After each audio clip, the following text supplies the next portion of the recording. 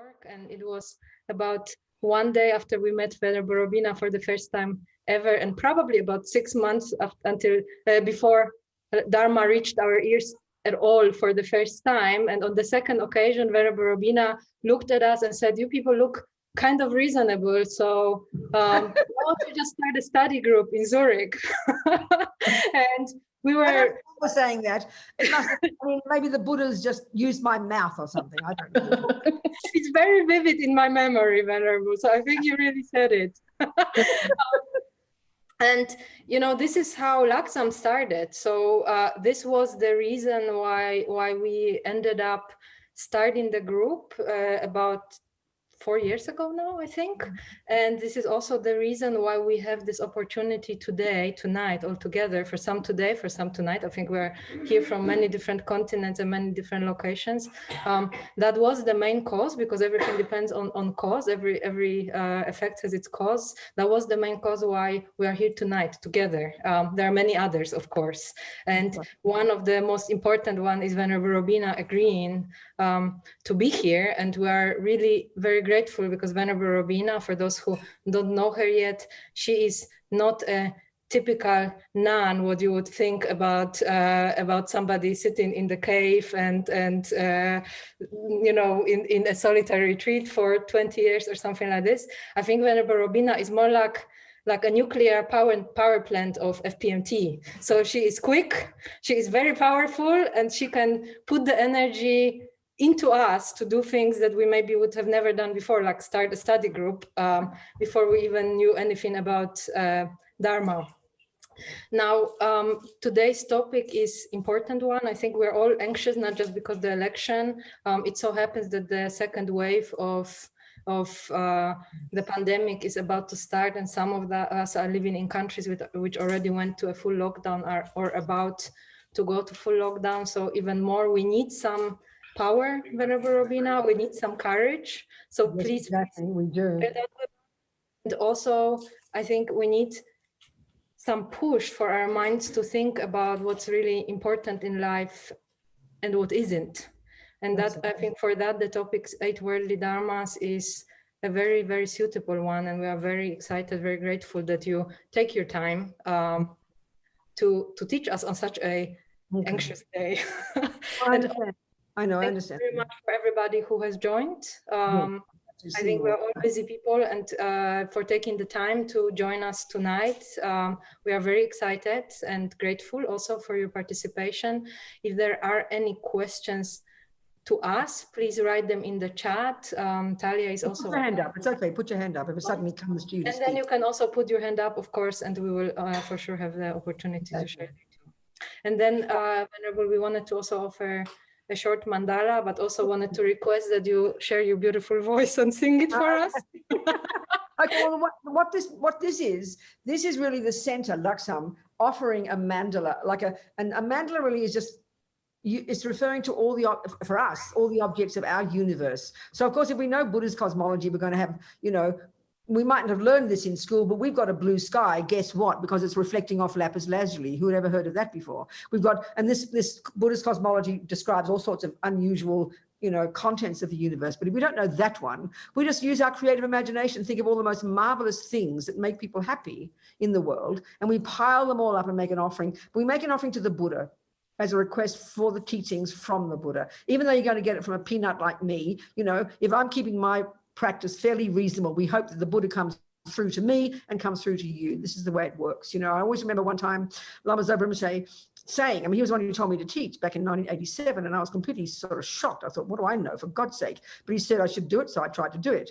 And so I remember when he told me one time, in a teaching, he said, the main benefit from a person's words is not their knowledge, but is their pure, if they practice properly and keep their commitments and keep their vows. So I figured that's my job. And then hopefully if I open my mouth and I've done a bit of study, the Buddha's words will come through, you know, and will bless us all. So we offer to the Buddha this marvelous mandala, these words we're going to say here. this ground anointed with perfume, strewn with flowers, adorned with, I'll sing it in Tibetan, adorned with Mount Meru, 4 continents, the sun and the moon. That's the Buddhist view of the universe. I imagine this is a Buddha field and offer it.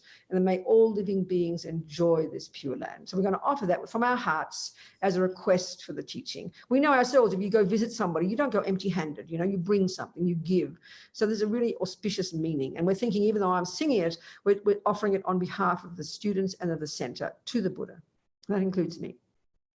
Saji perki jogshing metog tramri rablingji ni de genpadi sange jingdu mikte ulwagi droken namdag jingla chapashog. And now we imagine Buddha happily receiving our offering. Idam Guru Ratna Mandalakam Niryatayami. Okay. So now, just fix something, hang on. Okay, so now we do this other little prayer, and this is the one above. Yeah, that's it. No, keep going. That's it. That's okay, so it should be slightly different. If you've got the one you do before, see the third line where it says, by my practice of giving and the other perfections. When we do it before teachings, there's another version that says, by this action of listening to the teachings. So the Tibetan will say, Dagi Jinsog is this other one, but we should say Dagi Che Nien, by the benefit of listening to the teachings. That's the prayer we should say before the teaching. So we'll do that one now. And this has got 2 parts to it. The first part is for those of us who already identify with being a Buddhist, so we reiterate our reliance on the Buddha and his teachings. The second 2 lines are stating our purpose. The Lamas would say stating our motivation, our purpose, why we're here together, to listen to these teachings so we can take some tools from it, so we can develop our incredible potential, so we can be a benefit to others, all the way to leading them to enlightenment, as the prayer says, you know. Sangye charang soke chognam la jangcho badu dagni kyapsuchi dagi, and this is different, chernyen gipa sonam ki drola penche sangye drupa shok sangye charang soke chognam la jangcho badu dagni kyapsuchi dagi chernyen gipa sonam ki drola penche sangye drupa shok sangye charang soke chognam la jancho badu dagni kyapsuchi dagi chernyen gipa sonam ki drola penche sangye drupa shok. Okay. That's it for the prayers. That's it. Good. So I'll just do one more thing. Hang on. All right. Oh. Wait a minute. I have to do one more thing. I'm so sorry.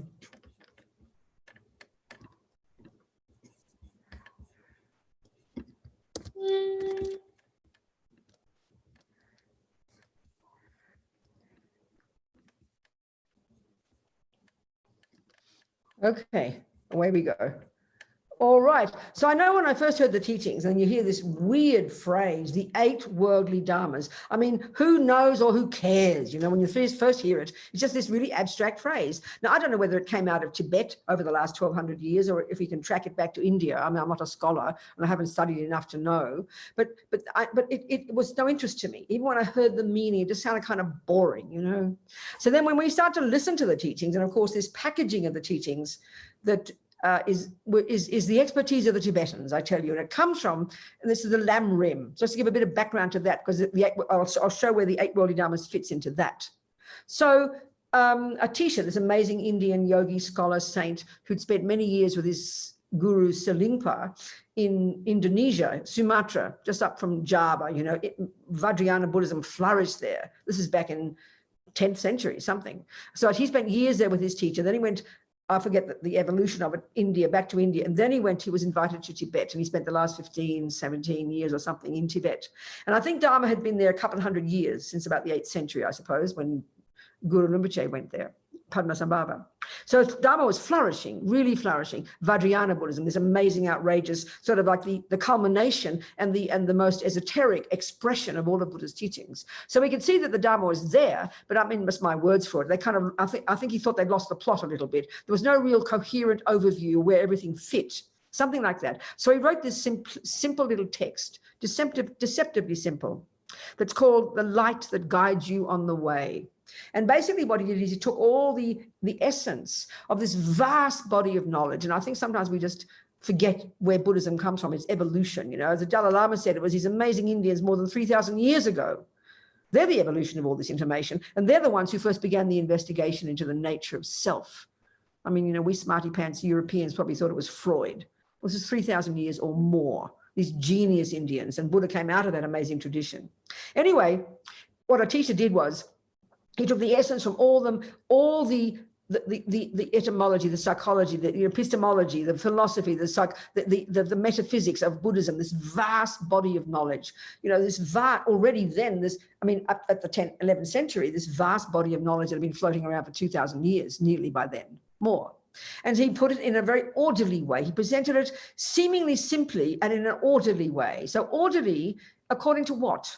Well, we know perfectly well when we study any body of knowledge, whether it's cooking all the way to physics, you don't just leap in anywhere you feel like it and cross your fingers and hope for the best. You have this nice package of orderly teachings, and you know that these brilliant these thinkers, these cooks have put together. So people like you and me who are beginning at it can start in the beginning, and I like to call that junior school. Well, you know what, in the Lam Rim, as we know perfectly well, as Lama Tsongkhapa calls it, because he was the 14th century Lama who used Atisha's text as his basis for his major commentaries on the Lam Rim. So Lam Rim means path gradual, path graded, like, you know, what, excuse me, we can hear not so well, you know, but but if we use the word course, the English word course, suddenly we get the meaning. We know a course in music or math, whether it's a 10-year or a 1-year course, you begin at the beginning. And so as Lama Zopa, who respects the lineage, would respectfully translate the term that's used for the first stages of practice. It's the teachings and practices suitable to the disciple of the least capability. Well, we know in the text it's called the teachings of the summary of the least the least scope, the low scope of teachings. Well, you know, that's abstract. I mean, in my culture in Australia, we call that junior school. And you go, oh, I get it. We get it immediately. It's a cliche. It's simple, but it really helps us. Then, of course, you go to high school, don't you? And that's called the middle scope. And as Lama Zopa would call it, the teachings and practices suitable to the disciple of the middle capability. And that's the wisdom wing. This lovely analogy, a bird needs 2 wings, wisdom and compassion. And that's the Hinayana component of the path. And if you graduated there, you would realize emptiness and you'd get out of samsara. You say, goodbye, I'm out of here, you're done. But if you're on the Mahayana path, you'd go to the compassion wing, which is university. That's the great scope. The teachings and practices suitable to the disciple of the greatest capability. And then, of course, if you're on the Mahayana path, particularly in the Tibetan Buddhist, because the only area, only now, where all the teachings of Buddhas from the junior school, high school, university, and then postgraduate, which is Tantra, that's the only place where that is extant, or the only, you know, is in Tibetan Buddhist teachings. So here we are, the Lam Rim. This is all of it from A to Z. All the teachings, all the essence of it that Atisha took, and then Tsongkhapa uses his basis for his commentary on his Lam Rim.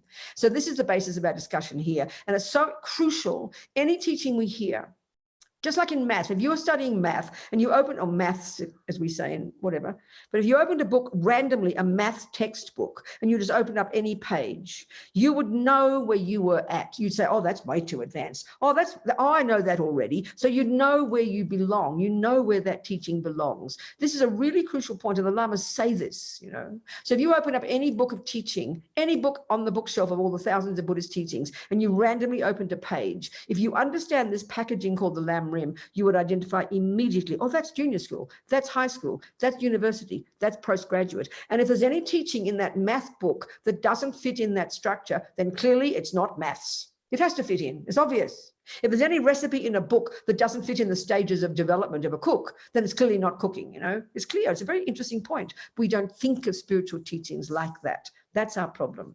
So that's what the Lam Rim is. And so 8 worldly Dharmas, basically what it is a presentation of 8 different ways that we're driven by attachment. So now in high school, we learn in depth about attachment on the wisdom wing and the Hinayana level. We learn hugely about attachment. Before even attachment, we learn first about how to control the servants of attachment, or indeed, as Lama Zopa will say, the slaves of attachment. And the slaves of the delusions are the body and speech. So junior school entry level grade 1 practice in Buddhism is you abide by the laws of karma. And what does that mean? That means you don't harm others. Why not? Because Buddha says everything we think and do and say leaves seeds in our mind that will ripen as our future experiences. We're our own creator. His Holiness the Dalai Lama calls karma self-creation. So junior school, you learn all about karma. Before you go any further, if you don't understand this, you don't have the whole view in Buddhism. These days in the world, people do mindfulness and they can be a 1% Buddhist, and you're allowed to be. You can do what you like, but you can't understand the whole Buddhist view. Many people don't like the view of karma. They feel embarrassed about it, to think that you could be a dog or something. We think that's so silly. But without understanding karma, it's the world view. It's Buddha's world view. It's Buddha's observation of the whole universe. So karma, the simplest level is that you learn to control your body and speech. Why? Because what you do and think and say sows seeds in your mind that will produce the future person you become. We are our own creators. So this is the very first level of practice. You zip your lip and keep your hands to yourself and mind your own business and leave sentient beings in peace. Don't harm them. First level. Next level, you now subdued your mind and body, the body and speech enough to get to the next level. Now you can start becoming your own therapist. This is Lama Yeshe, is paraphrasing Lama, and it's profound. This is where you become a Buddhist. This is where you become a Buddhist. In the first stages, abiding by the laws of karma, being a good person, communists share that. Buddhists share that. Christians share that. A nice Muslim shares that. Any good person controls their body and speech and doesn't harm others. That's universal. But when you get to specifically to Buddha's view, and the point is, without understanding this in high school, you cannot begin to understand the 8 worldly dharmas, which is actually usually taught in the bodhisattva path, because it's a more pervasive way, a more fundamental, primordial way that attachment works. It seems so cute, the 8 worldly dharmas, the 8 worldly concerns. It's hard to hear it in the beginning until you begin to unpack and unravel your own mind, which is what you do in the middle scope, which is what you do in high school. And you can only do that if you've begun to control your body and speech. Now, 99% of us haven't even begun to control our body and speech yet. Look how hard it is in your nice relationship with your nice husband, who's not a rapist, who's not a terrorist, but you can't control your mouth, can you? You have to say those words. You can't control your mouth with that mean person on the bus. So we can't even control our body and speech yet. We haven't even begun to really harness our body and speech. We haven't even begun to do junior school properly. So as long as we know that, we can be very humble with ourselves. So we've got to control the body and speech first, junior school. Then we begin to really do the work of being a Buddhist. And that means we have to learn the Buddhist model of the mind. So to begin to understand the 8 worldly dharmas, we have to just do a bit of middle scope work. We have to understand the Buddha's view of the mind, which is so unique and precise it's so precise and so unique to the Buddha. The words, the contents of our mind, attachment, anger, love, jealousy, depression, anxiety, we know these. But if we study psychology in our culture, we don't study things like that. That sounds too silly. We study complicated things like ADID and DDHD and OCD and bipolar and Lord knows what. And I'm not being sarcastic. Buddha's view hasn't changed in 2,500 years, not because he's stubborn, but because it seems to work. So we need to know Buddhist psychology, and most of us don't. We don't study it. We say all the words fairly simply, but we don't really see the difference. And why this is so important, I tell you, the end result of being a Buddhist, the end result is to become a Buddha. That's where you graduate. You graduate as a Buddha. So the etymology of that word tells us everything. It's so simple. Bud, or the Tibetan equivalent for the word Buddha, Sangye, this first syllable, Sang, Bud, implies the utter eradication from our being, from our mind, from our consciousness. Mind and consciousness in Buddhism are used synonymously, broadly speaking. The utter eradication, that word, that syllable implies the utter eradication from our being, our mind, of all fear, all ego, all neurosis, all depression, anxiety, hate, aversion, jealousy, despair, panic, anxiety, low self-esteem, attachment, you name it. Buddha, and this is beyond insane, This is not, that's why we think it's religion. Oh, that's ridiculous. Don't be ridiculous. That's impossible. When we first hear this, I remember one woman in a class, and this is normal, we're all like this, she literally laughed and said, that's demented. You'd be an insane person if you didn't have anger, depression, jealousy, fear, blah, blah. And that's, of course, how we think now. Why? Because we give it status as being a real, solid, intrinsic component of a normal person. So normal that we assume you'd be abnormal if you didn't have it, you know. This is how primordially we assume that those parts of us are proper parts of a proper person, hopefully not too extreme. Then not only that, Buddha says that we can get rid of this rubbish. And that, you know, that's the wisdom, if you like it, that's the wisdom wing. You could say it like that. The nuts and bolts of Buddha's practice, Buddha's understanding of karma, the world, how suffering happens, how happiness happens, and then the detailed description and understanding of our own mind, the cognitive process itself. That's really high school, junior school and high school work. So then, not only can we do that, not only can we rid the mind of all the nonsense, and again, why should we? Well, because Buddha's view is, guess what, honeys? That's the main cause of your suffering. Big surprise. We thought it was the boyfriend. No, it's the mind, and that's the work we have to do in high school. So then, not only can we eradicate that from our mind, and don't hold your breath, by the way, it'll be a few lifetimes, but it's possible. This is what Buddha's found. And this is not belief.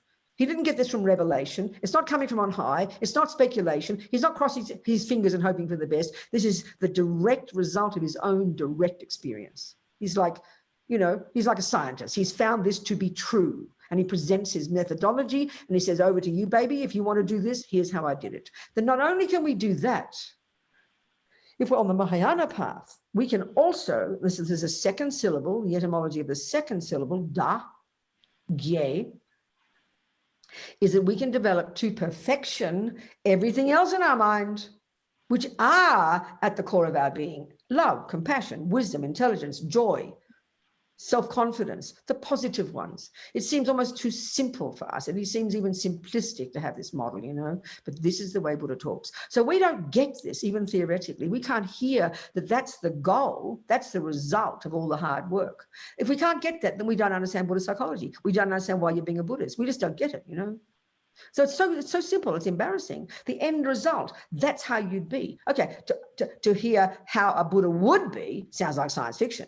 But this is the meaning of that word. So then obviously, if we can get rid of the delusions and grow the goodness, it's clear that all of Buddha's methodology it implies the methodology. And that means this begins in high school. This really begins in high school, where you start to learn first the Buddhist model of the mind. And then you, as we hear, and we're going to go into this today, you know, is that we learn the contents of this consciousness of ours, the contents. And Buddha divides all the contents of this mind of ours, the thousands upon thousands of thoughts and feelings and emotions and unconscious and subconscious, all this seeming chaos.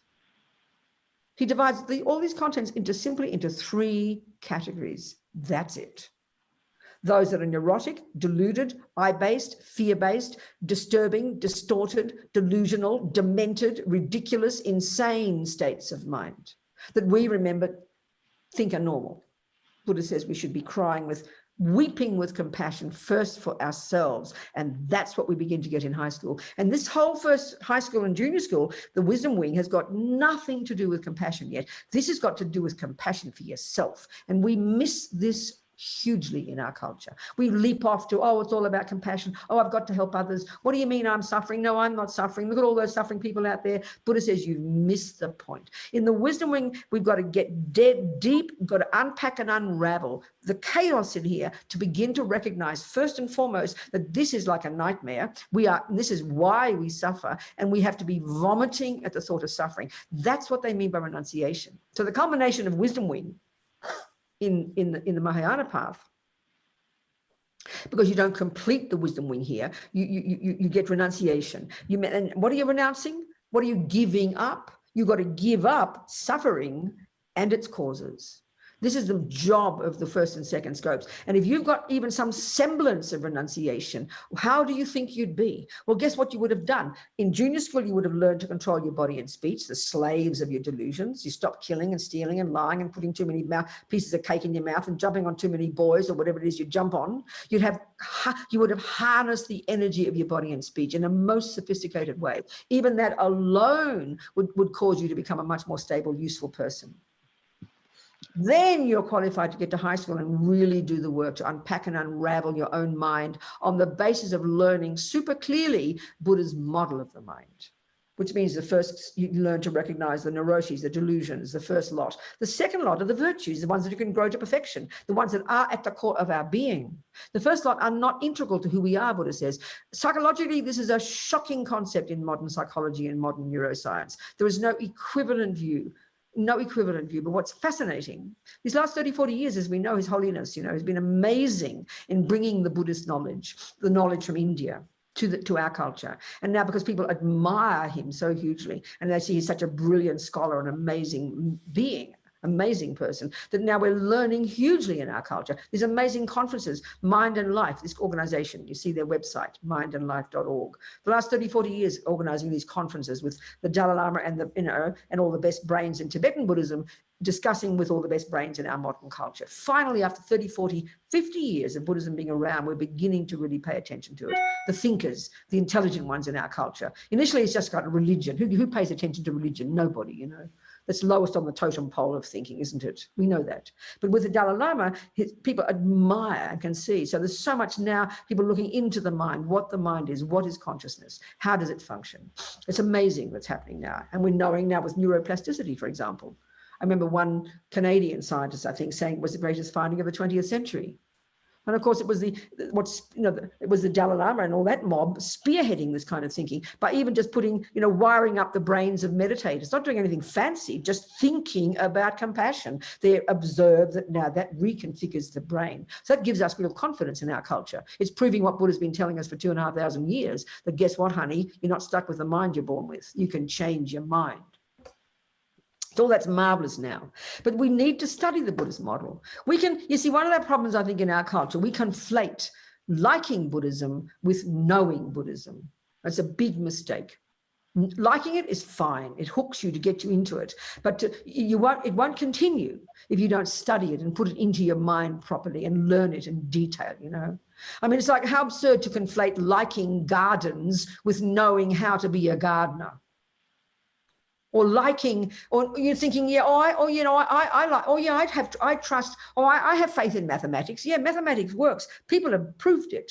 But what if your mother tells you to go and buy 5 oranges and you've never bothered to learn mathematics? You'll be in trouble. You've got to know it. So knowing it is one thing. Liking is a good start, but then you've got to then start unpacking and unraveling it and knowing the theories, knowing the concepts. Because one way of putting what being a Buddhist is, you're simply learning to think like a Buddha until eventually it becomes real for you. So you have to know it, you have to study it. So just to say, oh yeah, I believe in karma. It's like saying, I believe in mathematics. What good is it? Oh, I believe in botany. I'm very happy for you. But you don't know it, you're useless. So you have to do it and learn it, if you choose. No one's forcing you to be a Buddhist, So when you learn these things, when you learn unpack and unravel, learn the nuts and bolts. So we have to learn Buddhist psychology. So there's a bare bones text that's always studied in the monasteries. And if you read it, it sounds so arcane. It's called Low Rig, Mind and Awareness. And it lays out the nuts and bolts of this model of the mind. First, the epistemological model, the way the mind functions, which I tell you is so fascinating. Modern scientists would be blissed out to study it. But the biggest stumbling block is they've got to realize they're not studying the brain here. They're studying the actual subjective cognitive process itself, which is what the mind is, So then you learn the psychological model, the contents of the mind.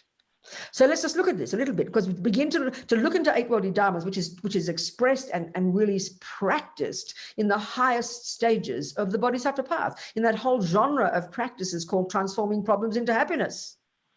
But this is too abstract for us if we haven't done some earlier work. I mean, transforming problems into happiness, which is part of the teachings that's called exchanging self for others, which is all part of the teachings, the methods that get you to achieve bodhicitta, the more radical approach to achieve bodhicitta. And bodhicitta is this outrageous paradigm shift that we make in our mind to the point where now others, only others, are more important than self. So as Pavanka Rinpoche said, you need to be a suitable vessel to even hear these teachings properly, to even hear these techniques properly, Because, and what does a suitable vessel mean?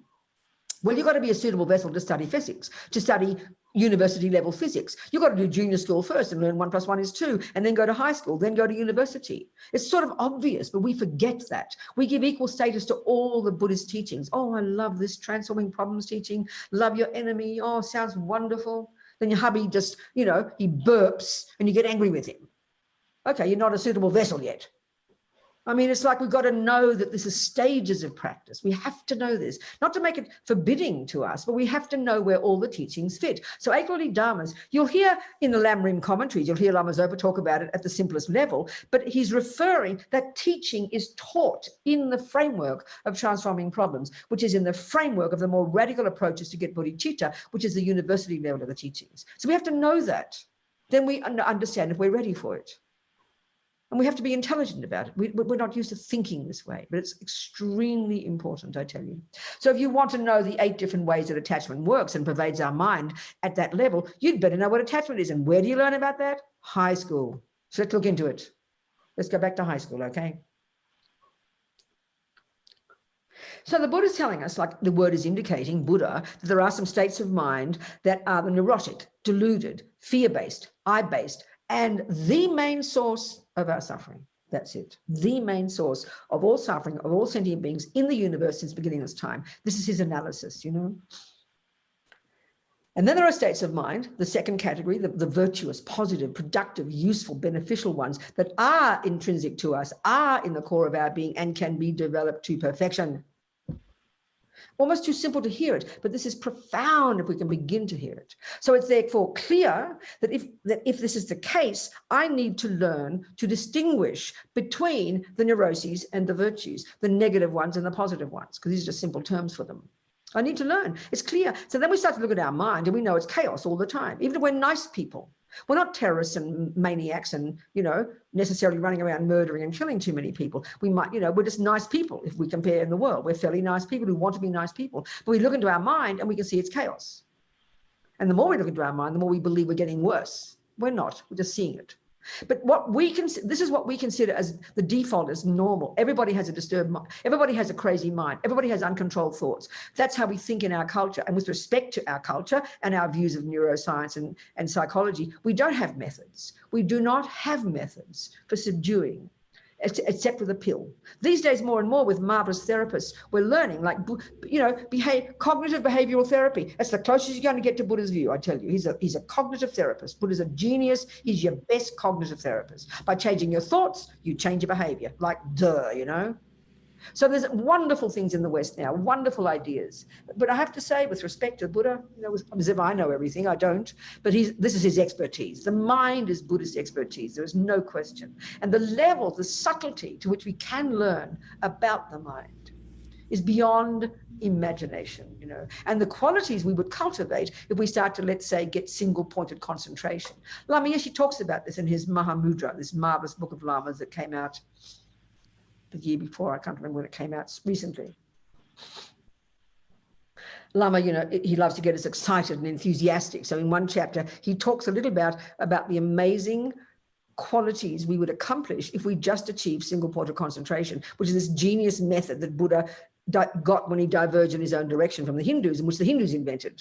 Like as His Holiness said, it was more than 3,000 years ago that they're the ones who first began the investigation into the nature of self, and it was on the basis of this brilliant skill called single point of concentration, which is extant and living right now. People looking like you and me in the mountains, metaphorically or actually achieving single point of concentration. So normally in the text, they give you the technical description of the stages. There's 9 stages of it. Well, Lama, getting us excited, he tells us how you'd be if you'd accomplish this.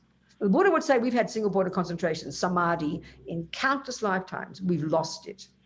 And you can't even, he said, as Lama says, it's unimaginable, almost like impossible to believe what the potential of our mind if we just get some single point of concentration. 99% of us won't get it in this life because you've got to give up sex, drugs, and rock and roll and become a monk or nun and go to the mountains. You know, most of us won't do that, which doesn't mean we can't use it and learn it. We will, we can, and we'll discuss it. But just to hear the clarity, the brilliance, the sharpness, the joy that is just the natural potential of our minds that we can accomplish with single point of concentration. It's right there. The techniques are there for anybody, you know. It's incredibly inspiring more than anything. So learning to know about the mind. So the reason we need single point of concentration is so we can do the job of discriminating between the craziness and the goodness, which is like a big soup of emotion right now. So our job then is to learn to know the difference. But like anything, you first have to learn the theories. So let's look at what are the characteristics of a so-called neurotic, negative, deluded state of mind, and what are the characteristics of a so-called virtuous, positive, beneficial state of mind, because they're uniquely, precisely, and totally different. But for us, they're mixed together like a big soup, and we can't tell one bit from another until it comes out as screaming emotion, you know? So there's a third category of states of mind in this packaging of the mind for the Buddha, the contents of our mental consciousness, and there's no fourth category. And these are known, they're sort of called neutral, meaning not negative and not positive, which sounds abstract to us, but what that means is I like to call these the mechanics of our mind. And they're the parts of the mind that whether you're a murderer or a meditator, we all need these to function properly. You know, to be, so that they're called concentration, good memory, which is the real meaning of the word mindfulness. Discrimination, there's many of these that are not virtuous in their character and not non-virtuous in their character, but they're crucial states of mind. If you want to function properly, you need these, as I said, whether you're a, you know, as Lama Zopa says, because mindfulness, which we put lots of meaning onto, is just another better, what it is the ability to not forget what you're doing moment by moment. That's called mindfulness. It just really means like good memory, short-term memory, without breaking it. So as Lama Zopa says, thieves need mindfulness, you know? So we've got to see this difference. There's the negative, neurotic, deluded ones, which the Buddha has found we can get rid of. Why? Because they cause us suffering and make us crazy and make us harm others. 2, the virtuous, positive, useful ones. Why can we can grow those to perfection? How marvelous, because they cause us happiness and cause us to help others. And we've got to hone and grow the third lot so we can use them wisely to do the job of discriminating. This is the job of being a Buddhist from here to Buddhahood, to distinguish between the negative, neurotic ones and the positive, useful ones. So to do that, it's like if you look in a garden and you decide, oh, I've got to learn mindfulness, you know, and I've got to look at the garden and be mindful of everything in the garden. And you can get really good concentration if you did that. You could. And you could look at every single thing and you could even replicate it in a drawing because it's so clear in your mind, this mindfulness of everything in a garden. But what good is that on its own if you haven't got the intelligence to distinguish between a weed and a herb? You just become an idiot. And this is one of the biggest failings about understanding what mindfulness means. We just think it's learning to watch what's happening moment by moment, and there's this, and you know, that's enough. It's a step, it's a starting point, but you got to then imbue that mindfulness with intelligence by learning Buddha's botany. Oh, so now you see, well, wow, there's a deluded thought, there's angry thought, there's a virtuous thought, there's a kind thought, and we've got 1,000 thoughts a second. Even in the West, they say that. So this is a brilliant job we have to learn to do. And first, but you can't do this, remember, if you haven't been to junior school and controlled the slaves of your delusions, the body and speech. You got to control them first. Then you can control your mind. It's so logical and organic and incremental, you know.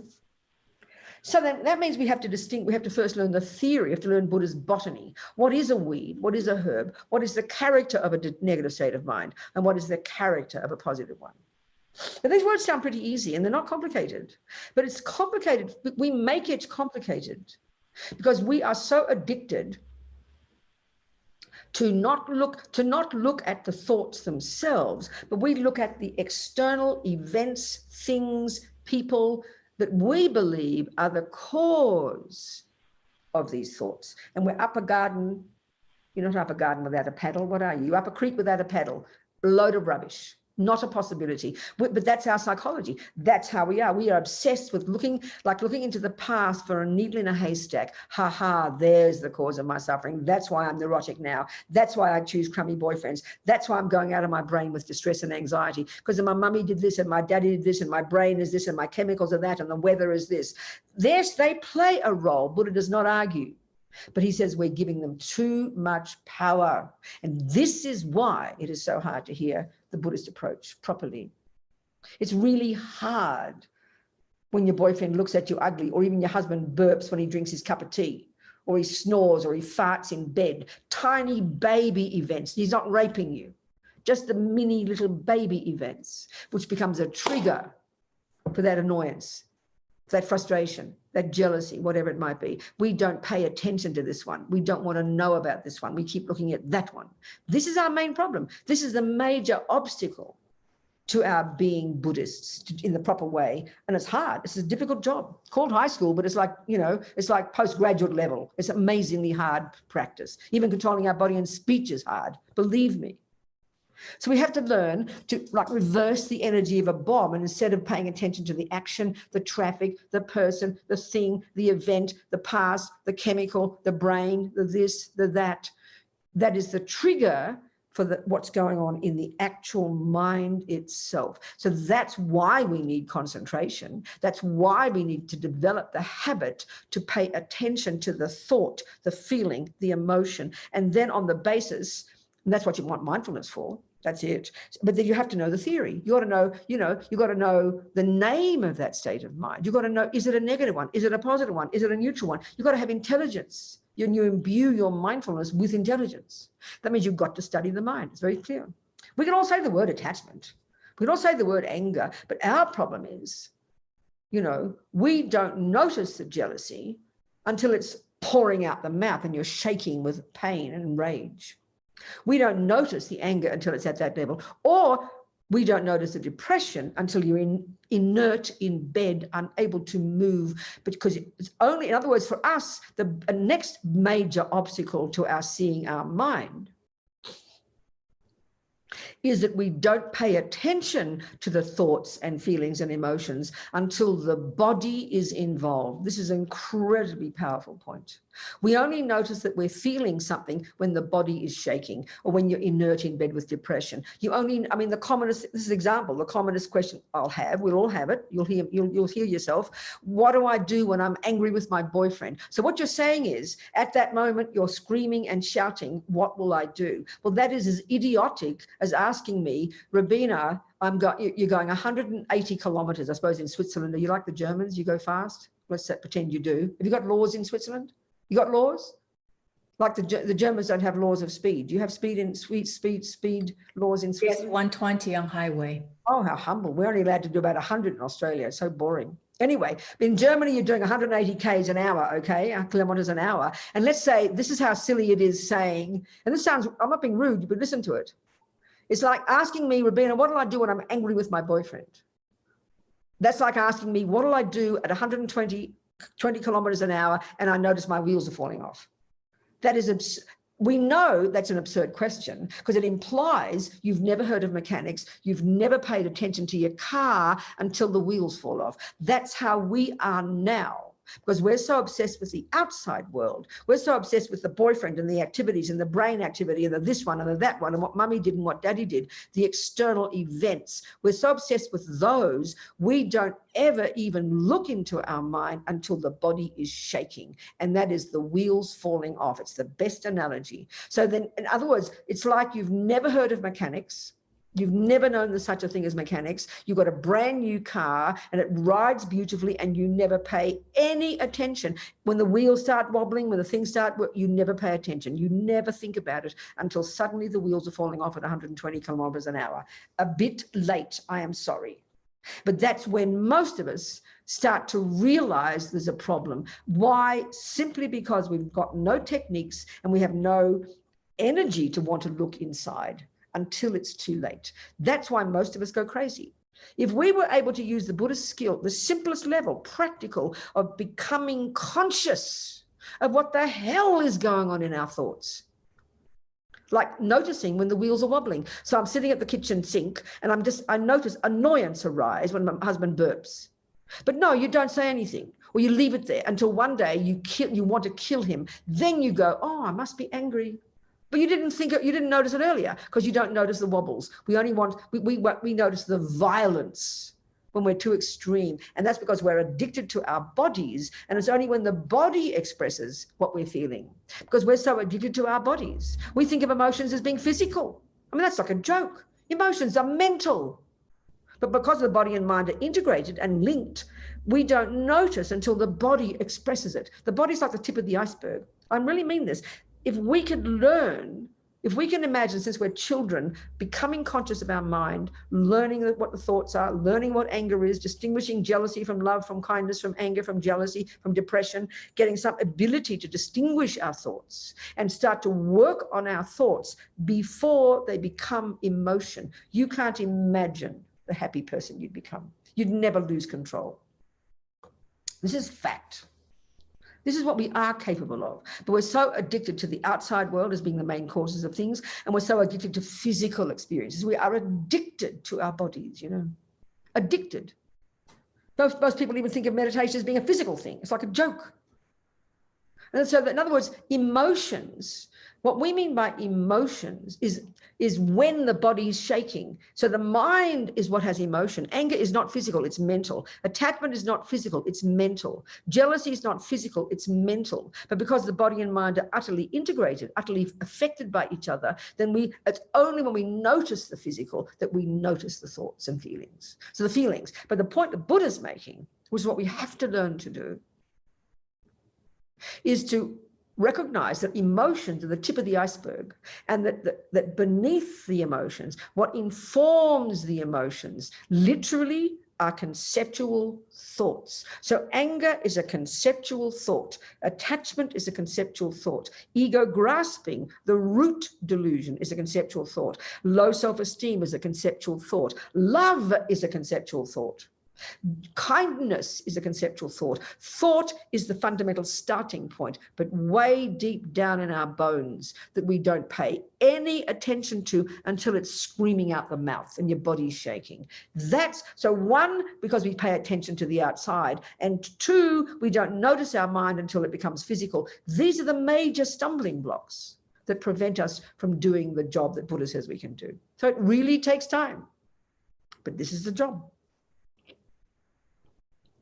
So, okay, in the first lot of the neurotic states of mind, you know, it's a loose enough term. In Mahamudra, it's wonderful. Lama Yeshe, in his incredible effort, since he first met Westerners in the 60s, it was like, you know, if some of you have heard Tibetan Buddhist, classical Tibetan Buddhist teachers who've never spoken English, and they speak literally medieval, because that's all their texts are medieval, and it's marvelous.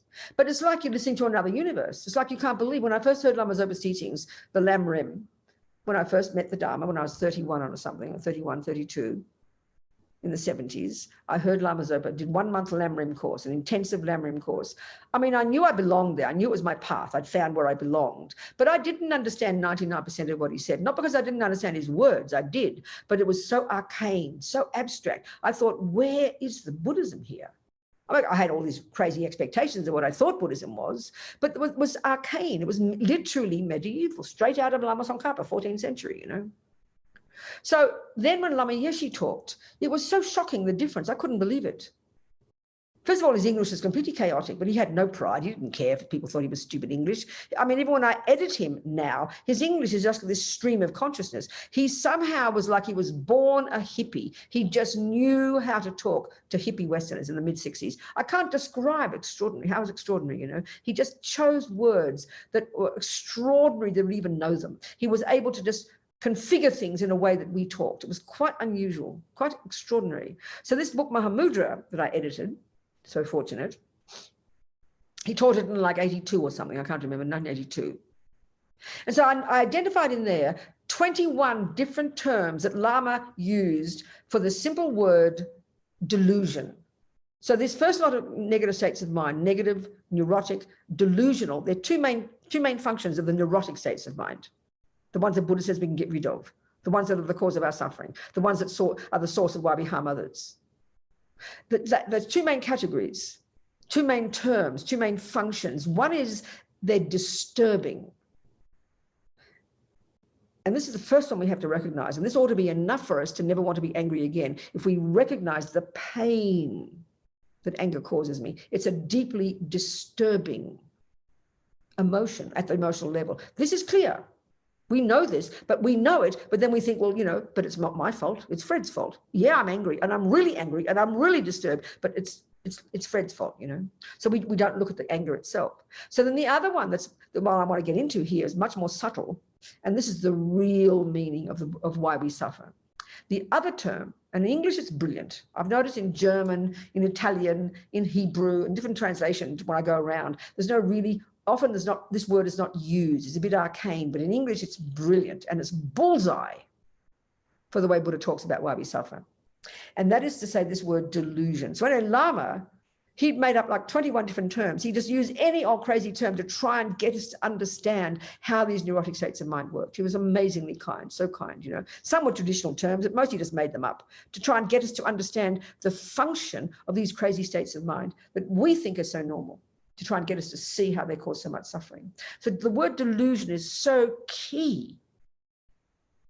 And that is, delusion means we know ourselves, we know if we know English well, if you're, especially in the psychological terms, if you're considered delusional, it's a serious mental problem. And Buddha agrees because he says, we're all delusional. Get what, folks? Guess what? But it's a question of degree. So for us in psychological terms, if you're delusional, you're on the outer spectrum of crazy. That means you're living in la-la land. That means you're not in touch with reality. And I can't stress this enough. This is absolute bullseye for the Buddha. So the degree that we have any attachment, any anger, any jealousy, and I'm going to go into these states of mind, in particular attachment, is the degree to which we are not in touch with reality. And that's why we suffer, Buddha says. That's why we suffer. We're living in la-la land. There's a massive disconnect between what does exist and how we see what exists. And this is the major source of our pain and suffering. And this is crucial to understand. And this is not the analysis we use in our culture. This is Buddha's analysis, you know. So we need to understand that. It's so important. We've got 90 minutes or 2 hours? I forget. 2 hours?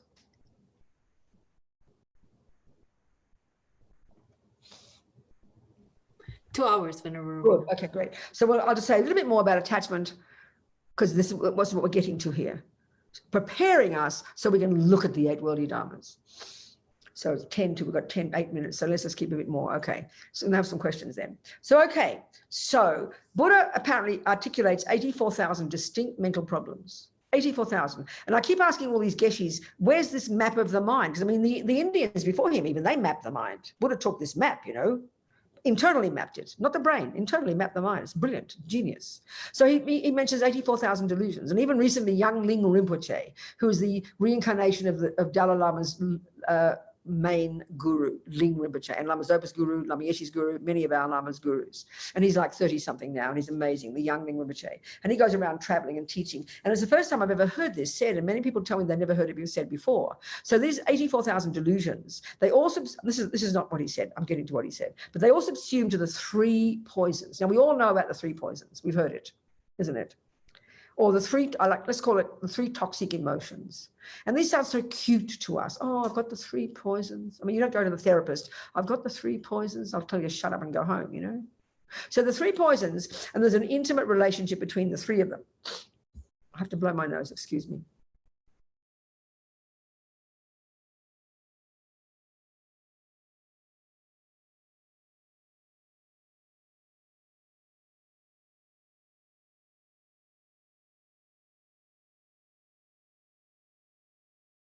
Okay, so the 3 poisons, there's a hierarchical relationship between them. It's an intimate relationship. On the face of it, it's not evident to us because it's not our model. It's not our analysis. The root one is literally the root delusion, such that when that's uprooted, that's when you realize emptiness, and that's when you're out of samsara, baby. You're climbing out of your samsara and into your nirvana. Not quite out yet, but you can't go back after that. This is a huge one, the root delusion. So roughly speaking, it's a delusion, a lie, a misconception, you know, that misconceives to oneself the fundamental primordial way that everything exists. The actual ontological status of everything that exists. We get that wrong at the most fundamental level. So it's known as ego grasping or self-grasping when the object of that ignorance is the me, I. And so the experiential consequence of this, even in a rough sense, is you know, it's rooted in fear. But most of the time it's like a sleeping lion.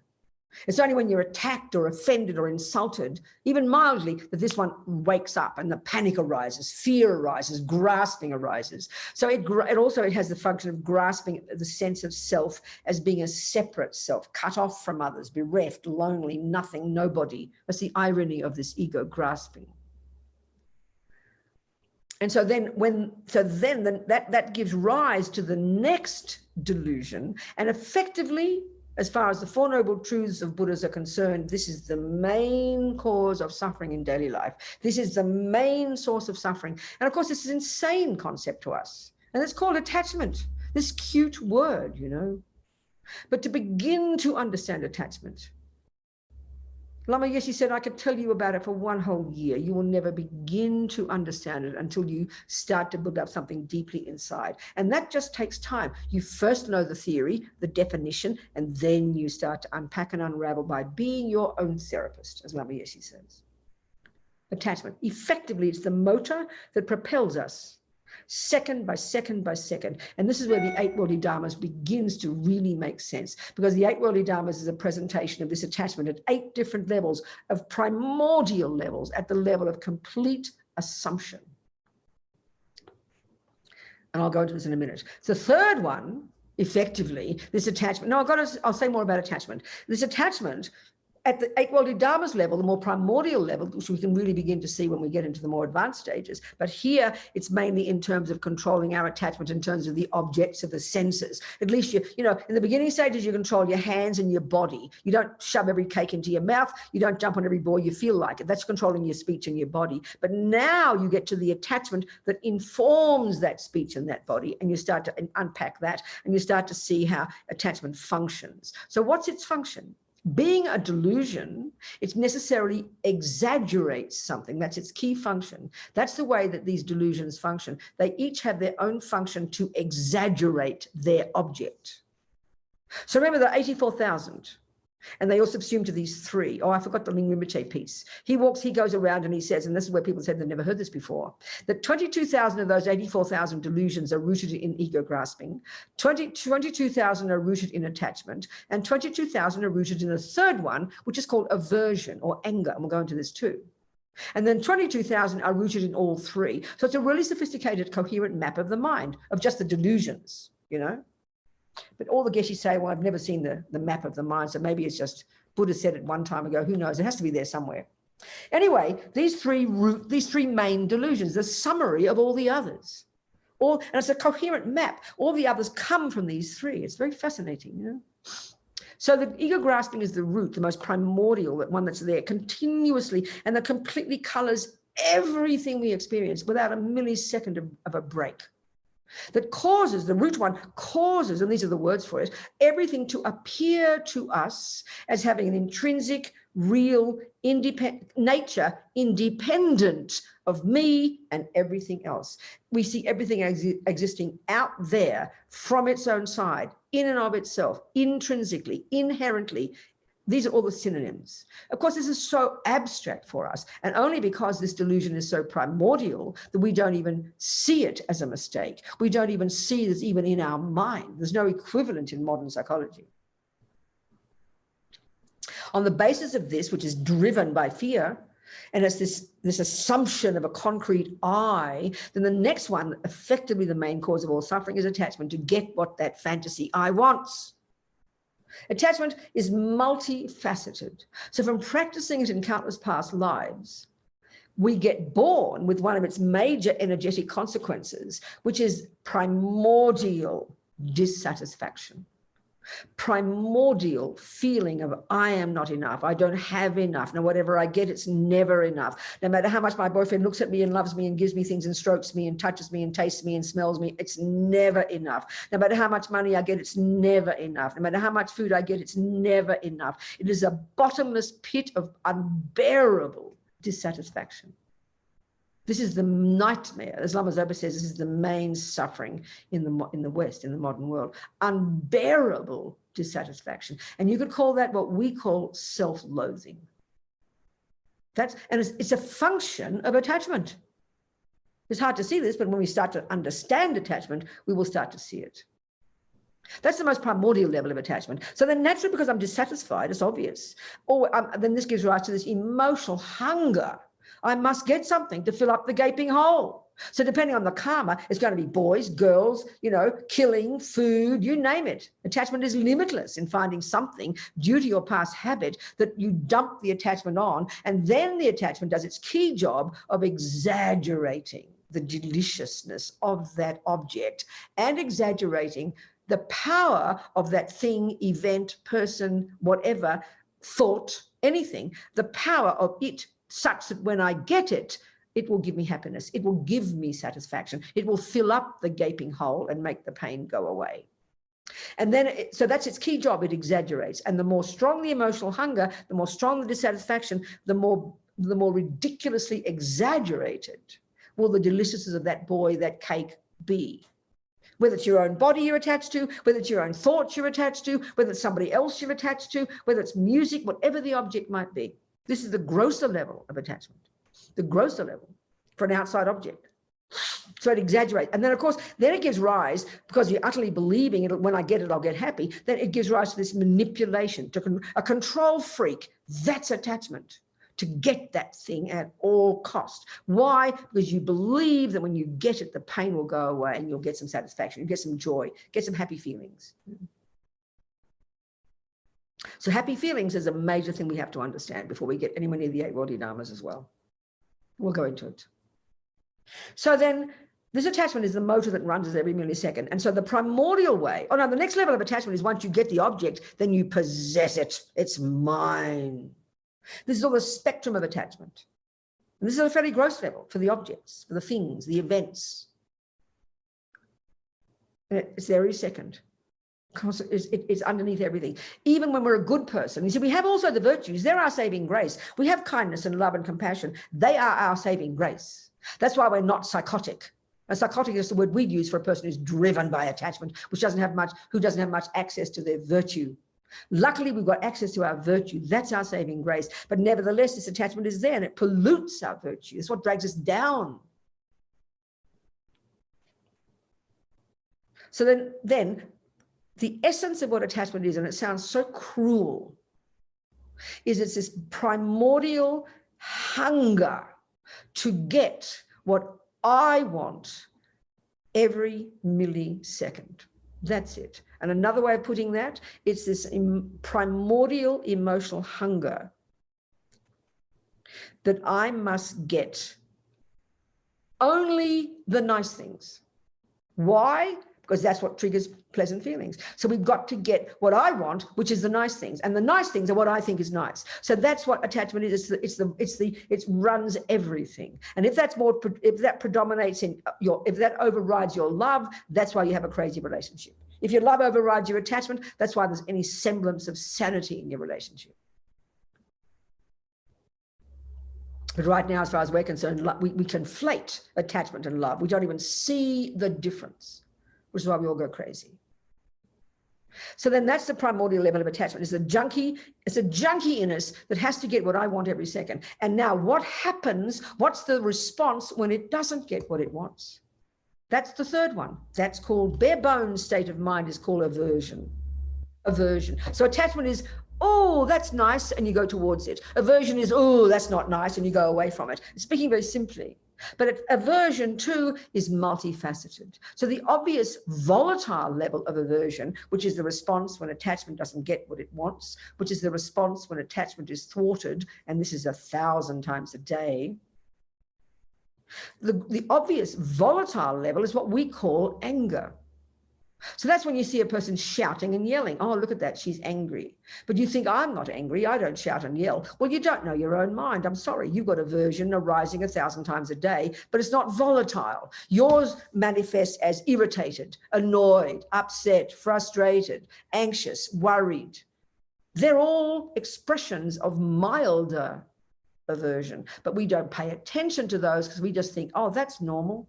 So 1,000 times a day, look, when you get annoyed, you drop a cup while you're washing the dishes and you get annoyed. I've never met a person yet who doesn't get annoyed when they drop a cup. That's called anger, but you don't call it anger because it's mild and you hide it from yourself and you don't show it because you want to be seen to be a good girl. The mind arises, and you criticize yourself. That's wrong. How dare a cup? No, I shouldn't have broken a cup. That's called anger. I'm sorry, it's anger. But that happens 1,000 times a day. Frustration. Look at the word. Frustrated, annoyed, irritated. They're all mild versions of anger. But you don't think it's called anger because you don't shout and yell. And that's why we don't notice our mind. You notice the angry shouting ones. I mean, I shouted and yelled when I didn't get what I wanted. Everybody could see Rabina was angry and I couldn't argue with it. But some of my sisters never raised their voices. Oh, she's so patient. No, was suppressed, annoyed, upset all the time. And that's the person who either gets depressed and goes crazy and kills themselves. So anger has a whole spectrum, from anger, volatile shouting, to annoyed, irritated, frustrated, and then finally, internally, to depression and despair. That's internalized anger. In other words, that is the response every time the slightest wrong thing happens. For me, wrong, the wrong taste, the wrong smell, the wrong sight, the wrong word, the wrong behavior from the boyfriend. You feel slightly wrong, a slight pain in the knee, a slight pain in your ear. The thing doesn't happen exactly as attachment wants. That second is what aversion is, that arising. And this is 1,000 times a day. But we never pay attention until the wheels are falling off. That's the wheels wobbling. And that's the level of awareness we need to cultivate. And when we can cultivate that level of awareness, then we do the next step, which once we see it and then we argue with it. That's being your own therapist. We'll talk about that. So these are the 3 poisons. Sounds so cute. They are primordial. And all the other delusions are rooted in these. Jealousy, arrogance, they're all rooted in these. These are the 3, the fundamental ones. All the 84,000 subsumed to these. So it's not simplistic, it's profound.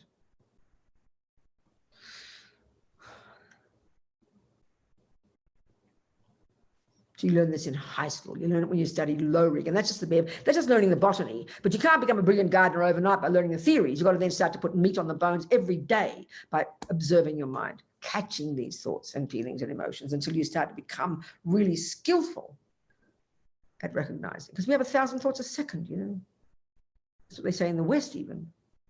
Buddha would agree. So now I think a few questions before we continue. Unless you want a 5-minute break, or we just carry on. So up to you guys.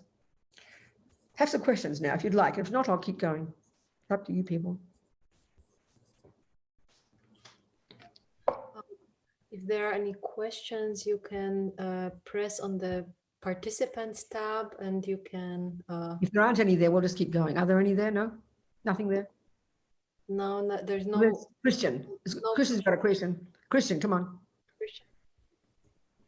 Go. What's your question, Christian? Unmute you. I can't hear you, darling. Can you hear me now? I can hear you now, yes. Yeah. Okay. Yeah. The audio sometimes doesn't work. There, Okay. Venerable Rubina, you just mentioned that point. Then you start arguing with that deluded mind, or all these thoughts. I don't know if you will go on about this, but my question that's the beginning of the hard work when we start to do the argument. I'm going to go into it. Absolutely. We'll do a little scenario and we'll show just a remark, or let's say where I find myself at the moment when I start arguing with all these thoughts. Sometimes I feel like getting even more lost, and that's not a proper argument. That's just kind of shouting and yelling at yourself and putting yourself down. That's not what I'm describing. I'm describing that's like having a fight with somebody else. That's not productive. I'm talking about have a civilized conversation with yourself using logic to break down ego's misconceptions. That's a very sane, rational thing to do. I'm not talking about having an argument with yourself and shouting and yelling. That's what we do all day, honey. That's not productive. Yeah. Okay, let's see.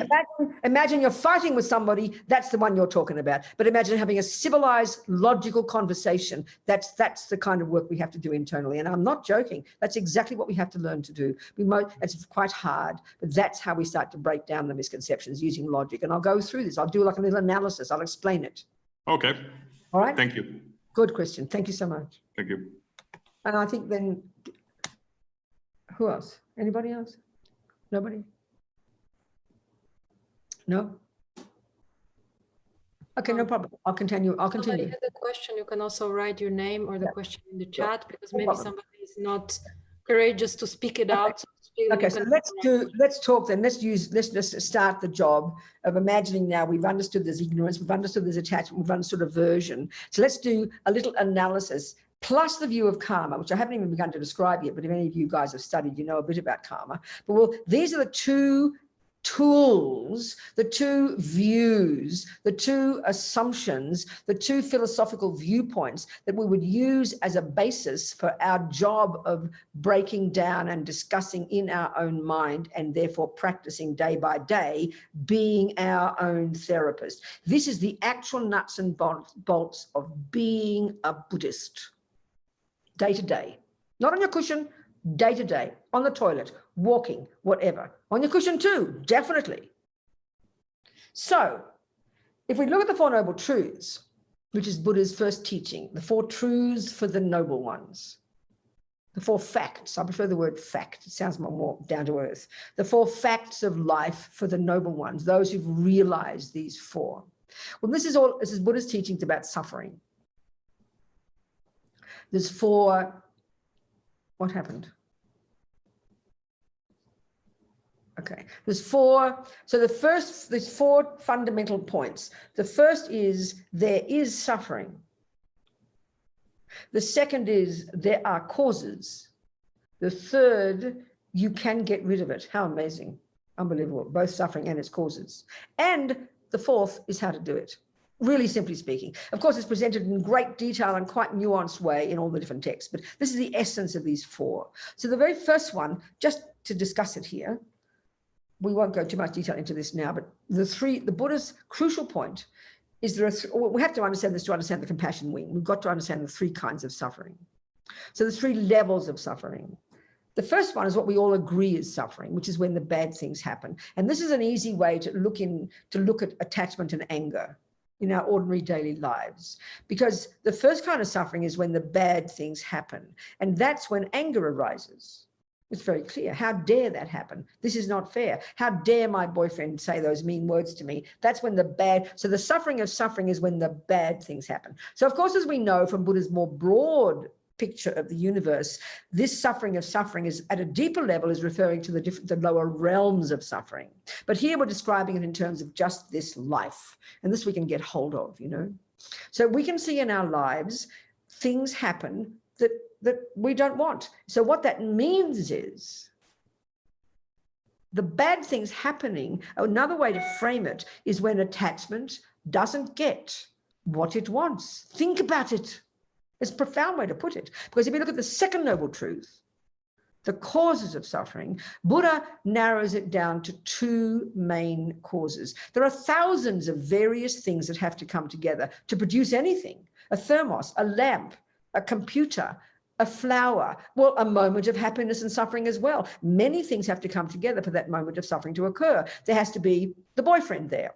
There has to be Christian, let's say, who punches me in the nose or says the mean words. That's the external condition. Well, for us, that's the main cause. We all know that. And if you're happy, it's the same thing. Why are you happy, Rabina? Oh, Christian was kind to me. So as far as we're concerned, the main cause of my happiness is Christian's goodness, his gift to me, and the main cause of my suffering, his punch. That's what we think. Well, Buddha says, yeah, sure, that happened. That's one of the conditions. It is one of the causes, but it's merely a catalyst, Rabina. So let's look at the main causes, honey. And they are two, and they're both inside me. This is what's shocking, for the happiness as well.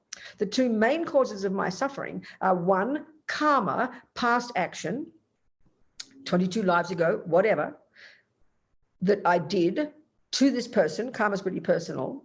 That would have been called a negative action, which is an action that's an action of my body and speech that harmed him, that is based upon number two cause, the delusion. So karma and delusions, these two are the main causes of all sufferings, all instances of all suffering, of all sentient beings since beginningless time. One, the action we did, and two, the delusion that motivated it.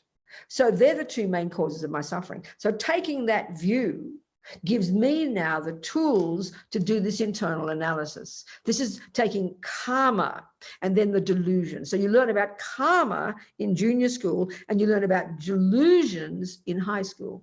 So then on the basis of knowing a bit about karma and knowing about the delusions. These, Christian, are the tools that then they give me the basis for the analysis of being my own therapist in dealing with the events of my daily life.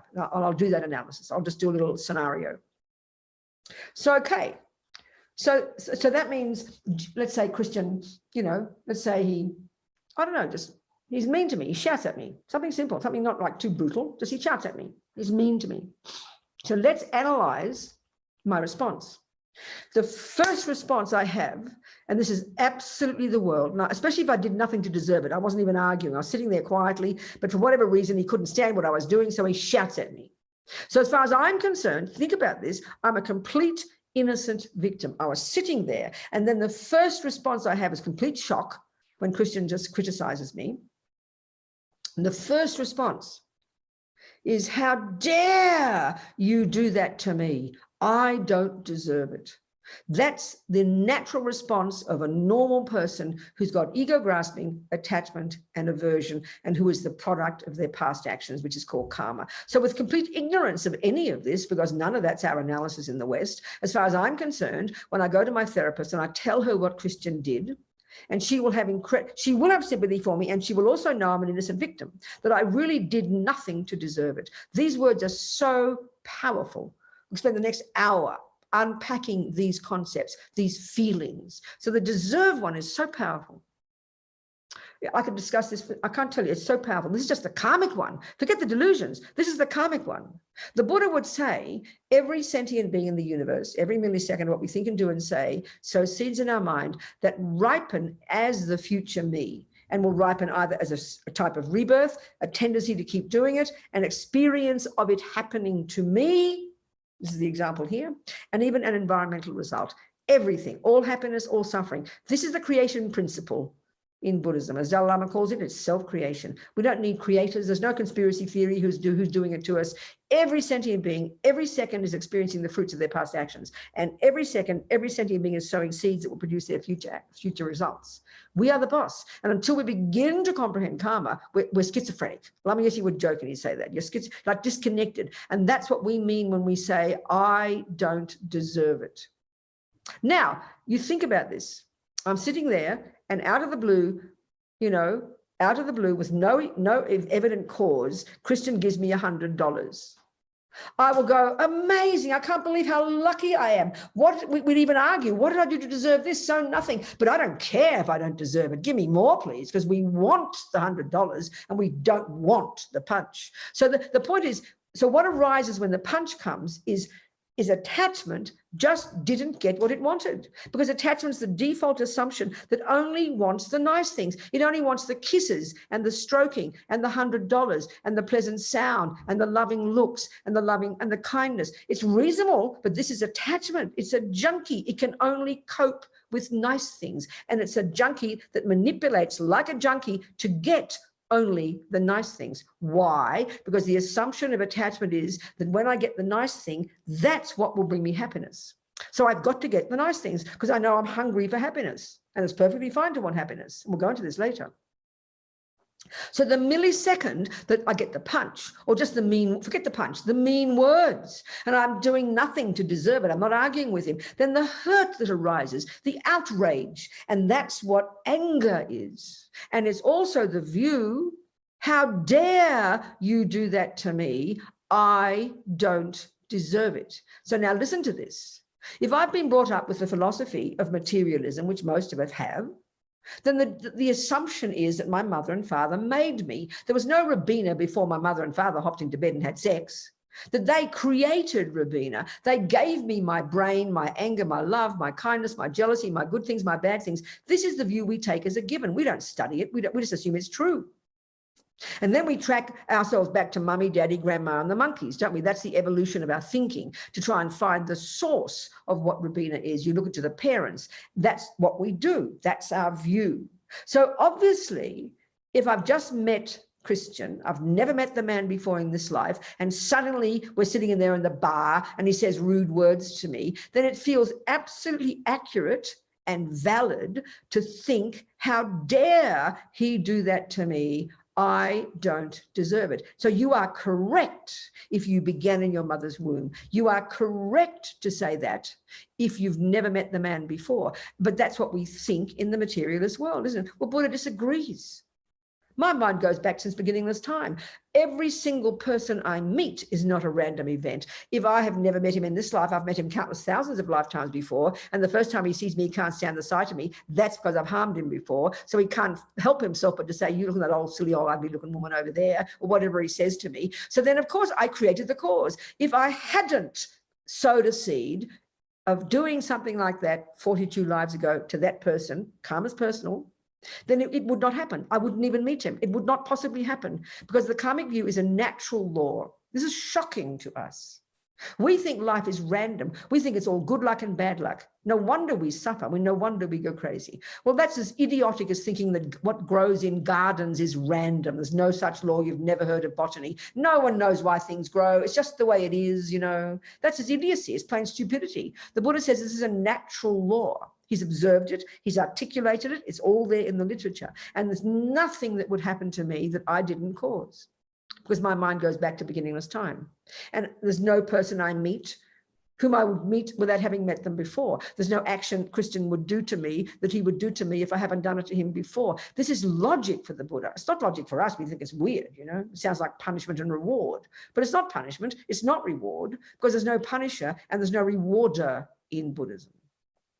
So if I look in my garden, and the Buddha uses the analogy of seeds and fruits all the time. If I look in my garden and I see there are lots of weeds there, I don't say with shock, how dare there be weeds in my garden? I don't deserve weeds. Nobody would say that, but listen to the reason why. Because we know it's my garden. And what's in my garden is my responsibility. So even if I don't remember, I must not have pulled those weeds out. I mightn't even have known about it, but I have to be accountable. I have to take responsibility. It's my garden. So when I know it's my garden, I would never say, who put weeds in my garden? I don't deserve it. It's a demented view. It's based on a false assumption. Now, you don't look in your bank account and say, how dare there be no francs in my bank account? I deserve francs. That implies that someone else's job is to put francs in that's schizophrenic. It's my bank account. What is in there or not there is my responsibility. Well, guess what? My life is my bank account and my life is my garden. So automatically with the view of karma, now Tibetans have brought up with this for the last 1200 years. It's in the bones of their being. In the bones of our being is a materialist view. So that's why karma sounds so wacko to us. It's just the view that they've been brought up with. It's in the bones of their being. It's an assumption they take as a given. And that's why, you listen to this, that when you have the view of karma, not just intellectually, experientially, of course you would never be angry, because listen to anger. Anger is, how dare you do that to me? I don't deserve it. That has no basis in reality, Buddha says. No basis, because if you had the view of karma, you know, my friend Jigdro, a Tibetan, 30 years ago, when he was telling me about how he'd been tortured and everything, blah, blah, blah, in Tibet and then escaped. And he was sad. And I said to him very casually, I said, do you ever get angry, Jigdro? And he laughed really casually and said, angry you've been, and what for? It's our own fault. Now, those words are too shocking for us. He was just speaking in a most natural way about karma, because that's the view of the universe that they've had. It's been around for 3,000 years, this view. Not new to us in our world, of course it is. So when it's really integrated inside you and it becomes your view, it becomes how you see the world, then anger would not be a possibility. It couldn't be, it's impossible. Because the anger is the shock that something that happened that you know you don't deserve because you don't remember having done it before. Well, we don't remember having done it before, but if you have the view of karma, you know you must have done it before. And it's exactly the same when it comes to happiness. Instead of thinking, oh, aren't I lucky? He just gave me $100. Lucky is an insane idea.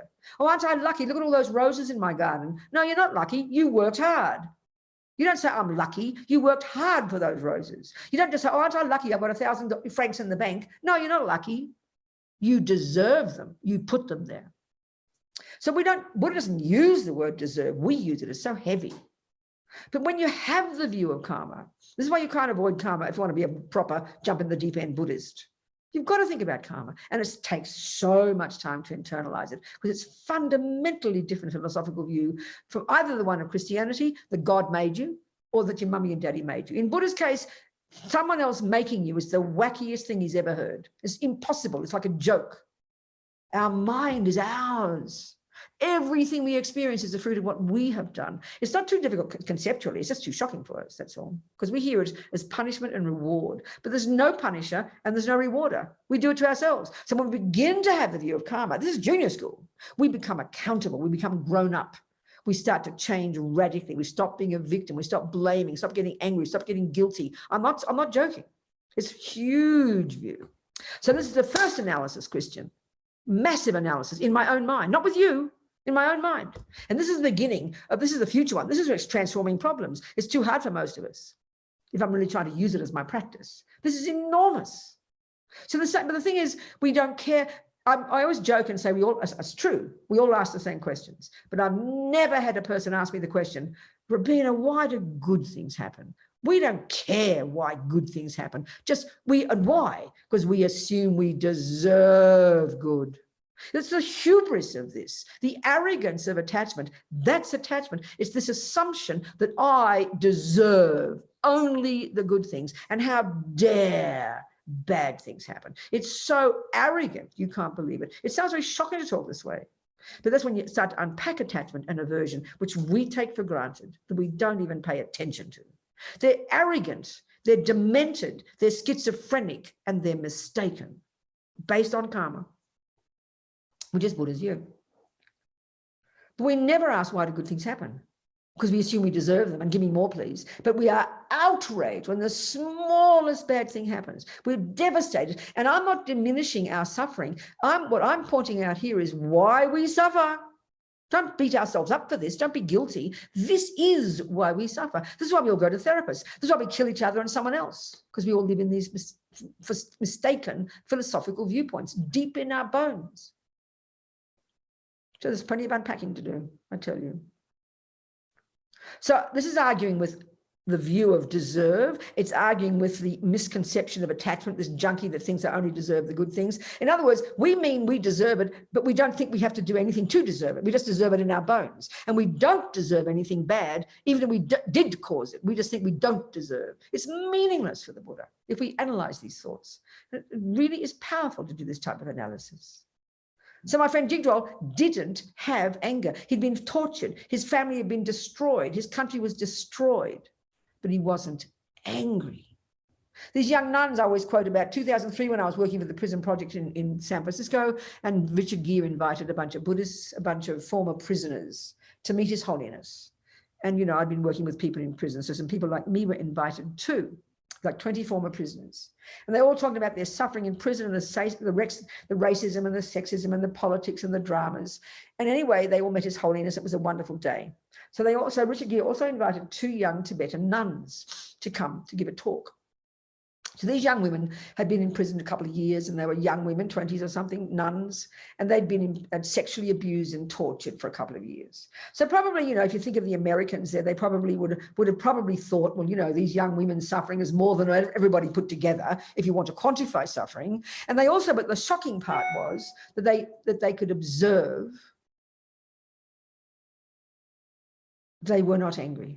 This is hard for us to conceptualize. When we think people aren't angry, we just think they're suppressing, because we think anger is a helpful, useful, necessary state of mind. But what I've been doing is giving the analysis of what anger is, being a delusion and a distorted state of mind based upon the attachment not getting what it wants, which is based upon the assumption of a separate me. The analysis psychologically of these 3 is really profound. It's false. And then based on the view of karma, you know. So these young women, having the view of karma in the bones of their being since they're born, learning to work with it in their experience every single second of their day, and you know, therefore not having anger. In other words, they're not pulling their hair out saying, why is this happening to me? Because think of that now. In our culture, we don't have a view of karma. Therefore, we don't know why bad things happen to ourselves, and much of the time we have no analysis of why bad things happen to people out there. That's why we all go crazy. That's why we go killing each other and have wars, because we can see no evidence of something, that innocent group of people sitting in that little village, why they come and get raped and murdered in some particular war. There's no logic to us. No wonder we all go crazy. No wonder we all go mad. We have no explanation of why. Now, what I'm talking here is Buddha's explanation. That's up to us. No one's forcing Buddha's view down our throats.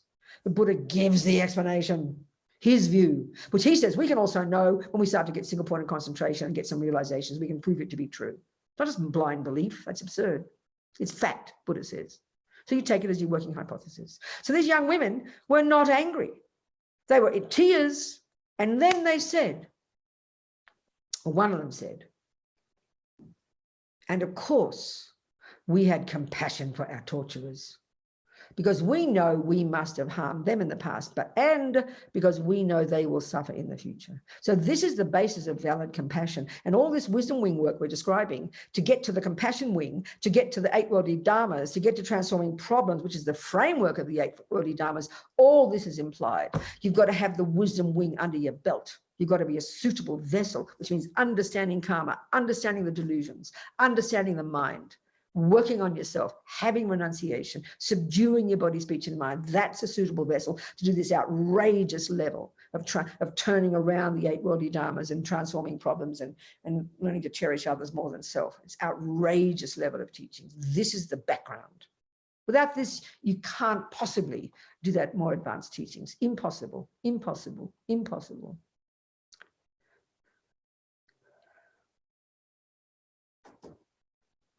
Now some questions come on. 12:30. My 12:30. Your 8:30. Venerable Rubina, there's a question from Nancy. Dear Venerable Rubina, you said that if I get something and I'm happy, that's called attachment because my ego gets what it wants. If my ego doesn't get what it wants, I get angry because of aversion. But how or what do advanced or enlightened people feel when they are neither happy nor angry? Okay, what is the state of mind, and how do they feel at all? Thank you. That's a very good question. It's a very good question.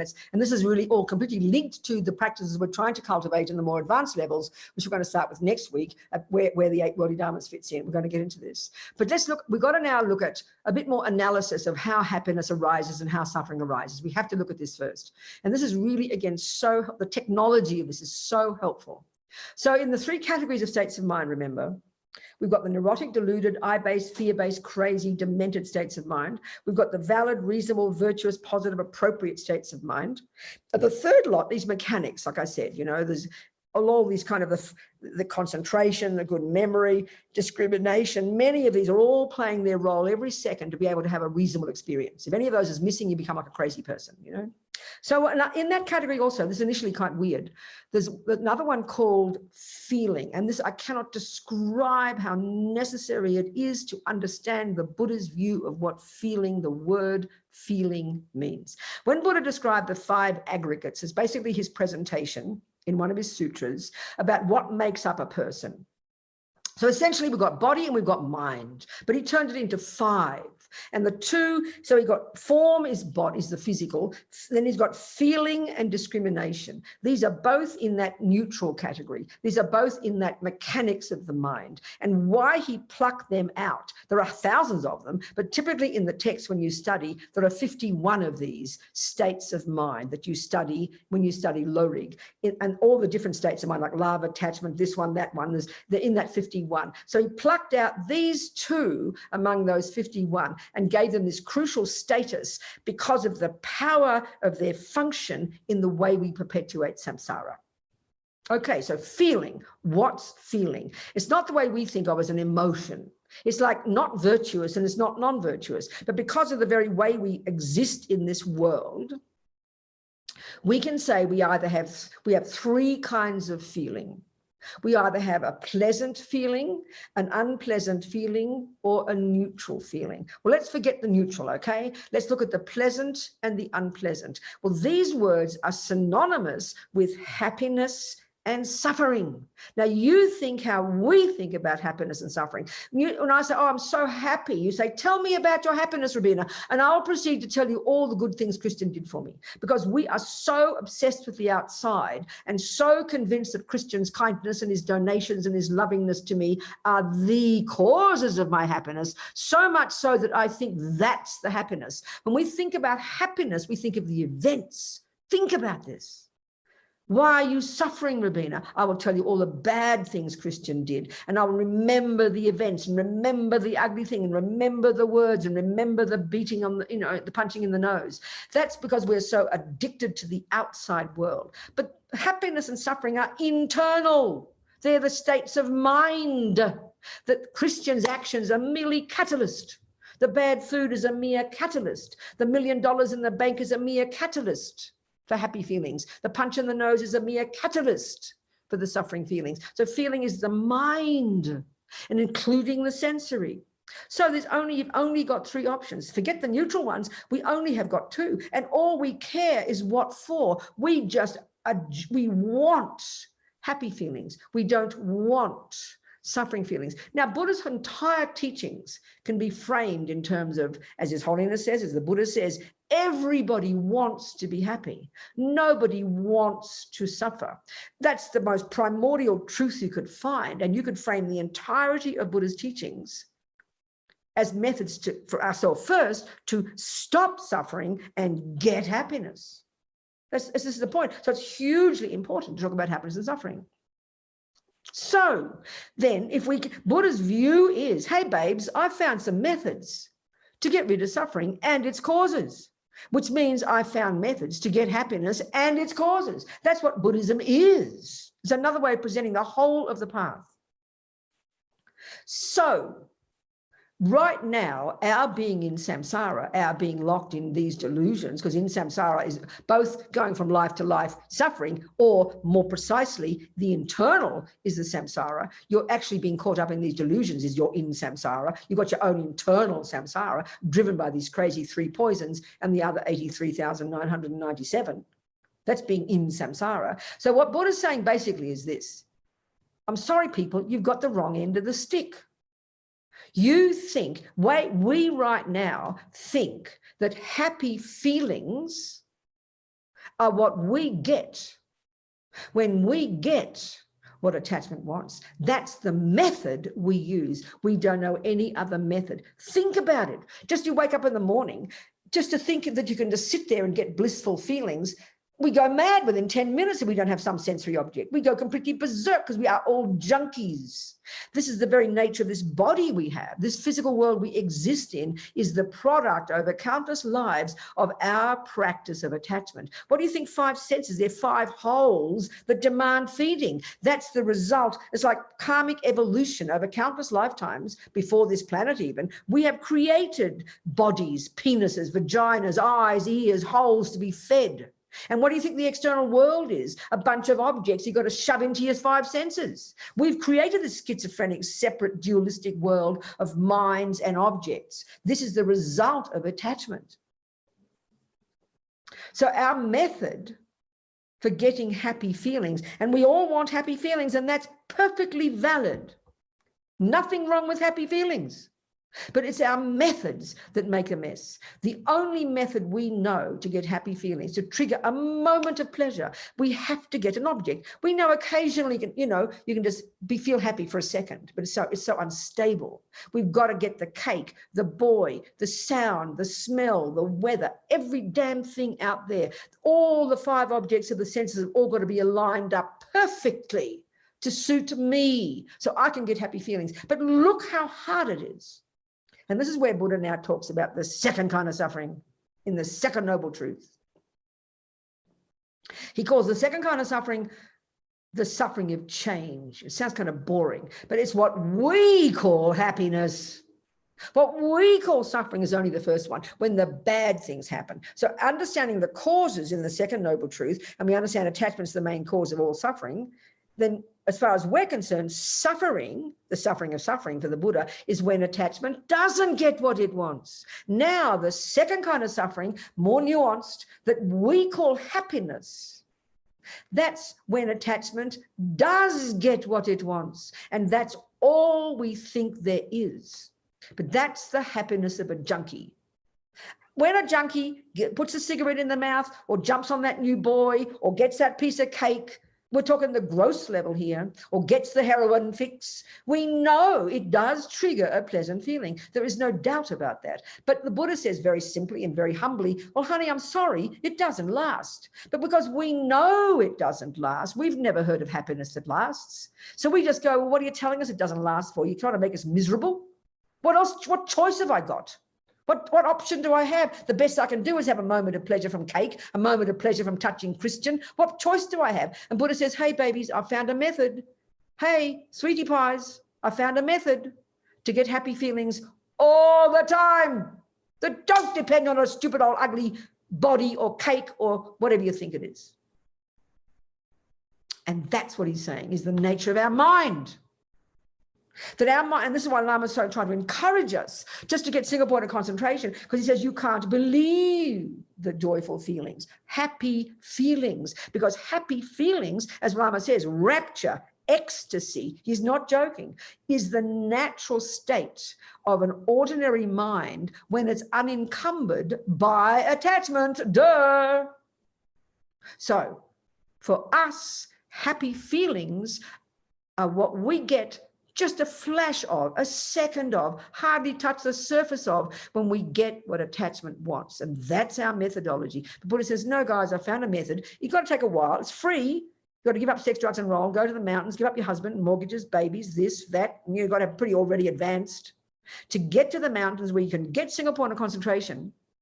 And even just then, temporarily, because you've subdued the grosser level of conceptuality, you've subdued the ridiculous, grotesque senses, you've subdued, therefore, attachment and aversion, all the junky rubbish of your mind, even just temporarily, then you will just naturally access the subtle level of your mind. And you will just naturally have extraordinary, as Lama says, ecstasy, rapture. And he is not joking. This is the natural state of our mind. You will have happy feelings all the time. Now, we've done this in countless lives, Buddha says, but we've lost it because we haven't used single point of concentration to realize emptiness and cut the root of all suffering, because it's only then that we can never have that grosser suffering again.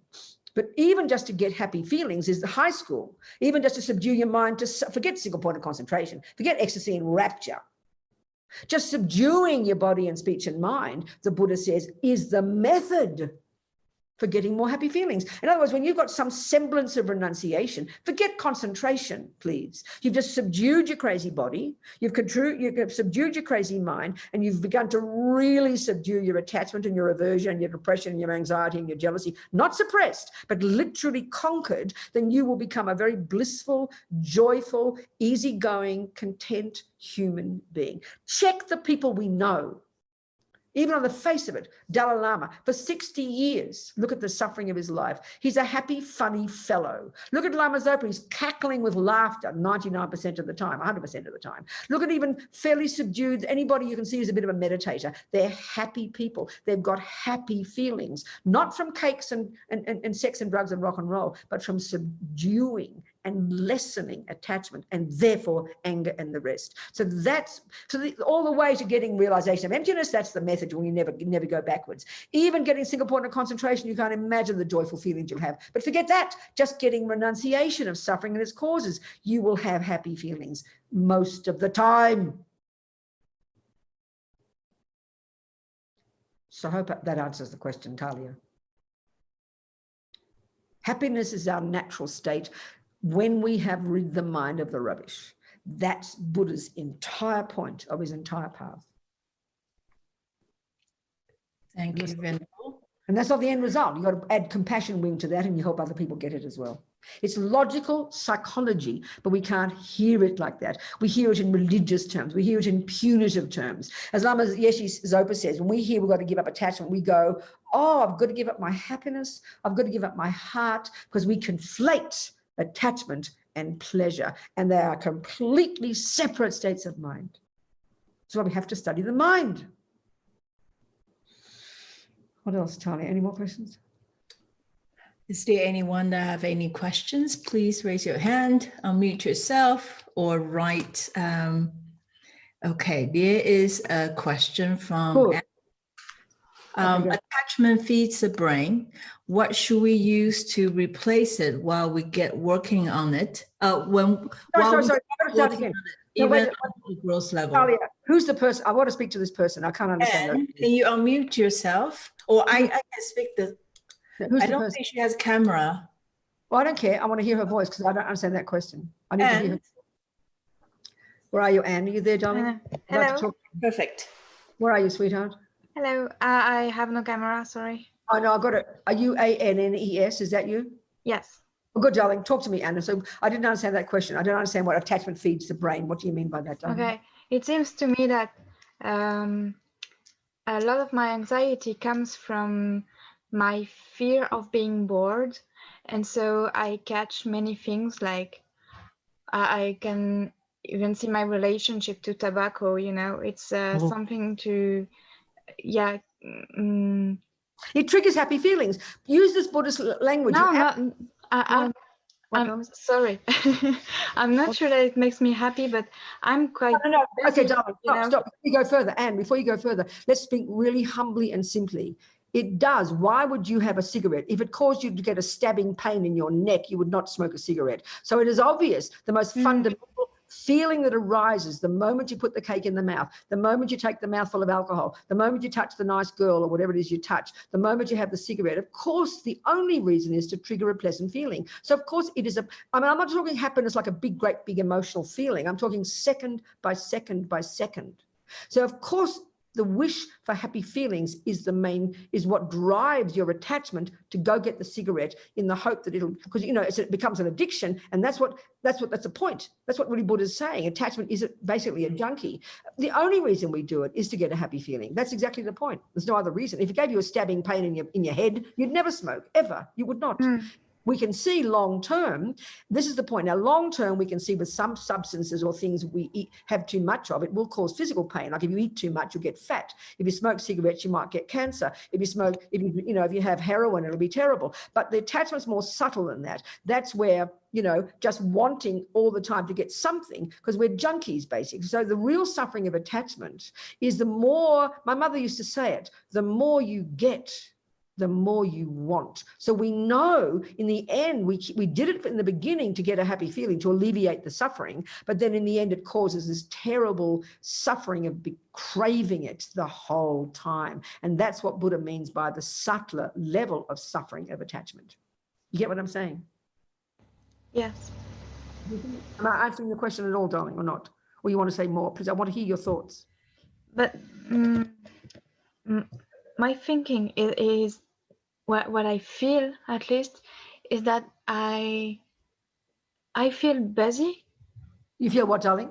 I feel busy. No, that's a function of attachment. We always want to be doing something. We go crazy just to sit there, won't we?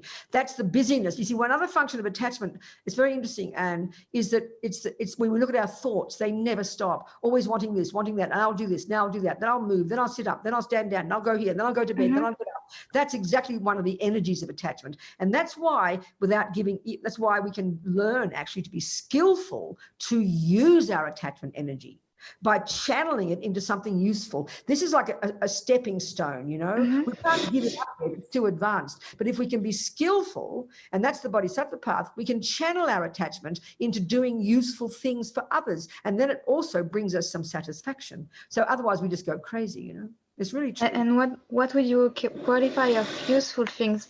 For instance, help others, darling. Things that help others. If you have a job that helps other people, if you go out and help people, you go out and do a job to help people, go feed COVID-19 patients, go sweep the next door lady's floor, do anything that is useful, either to help you develop your qualities, go learn more things, or go and help other people. Then you channel your energy, you channel it. And that's very helpful.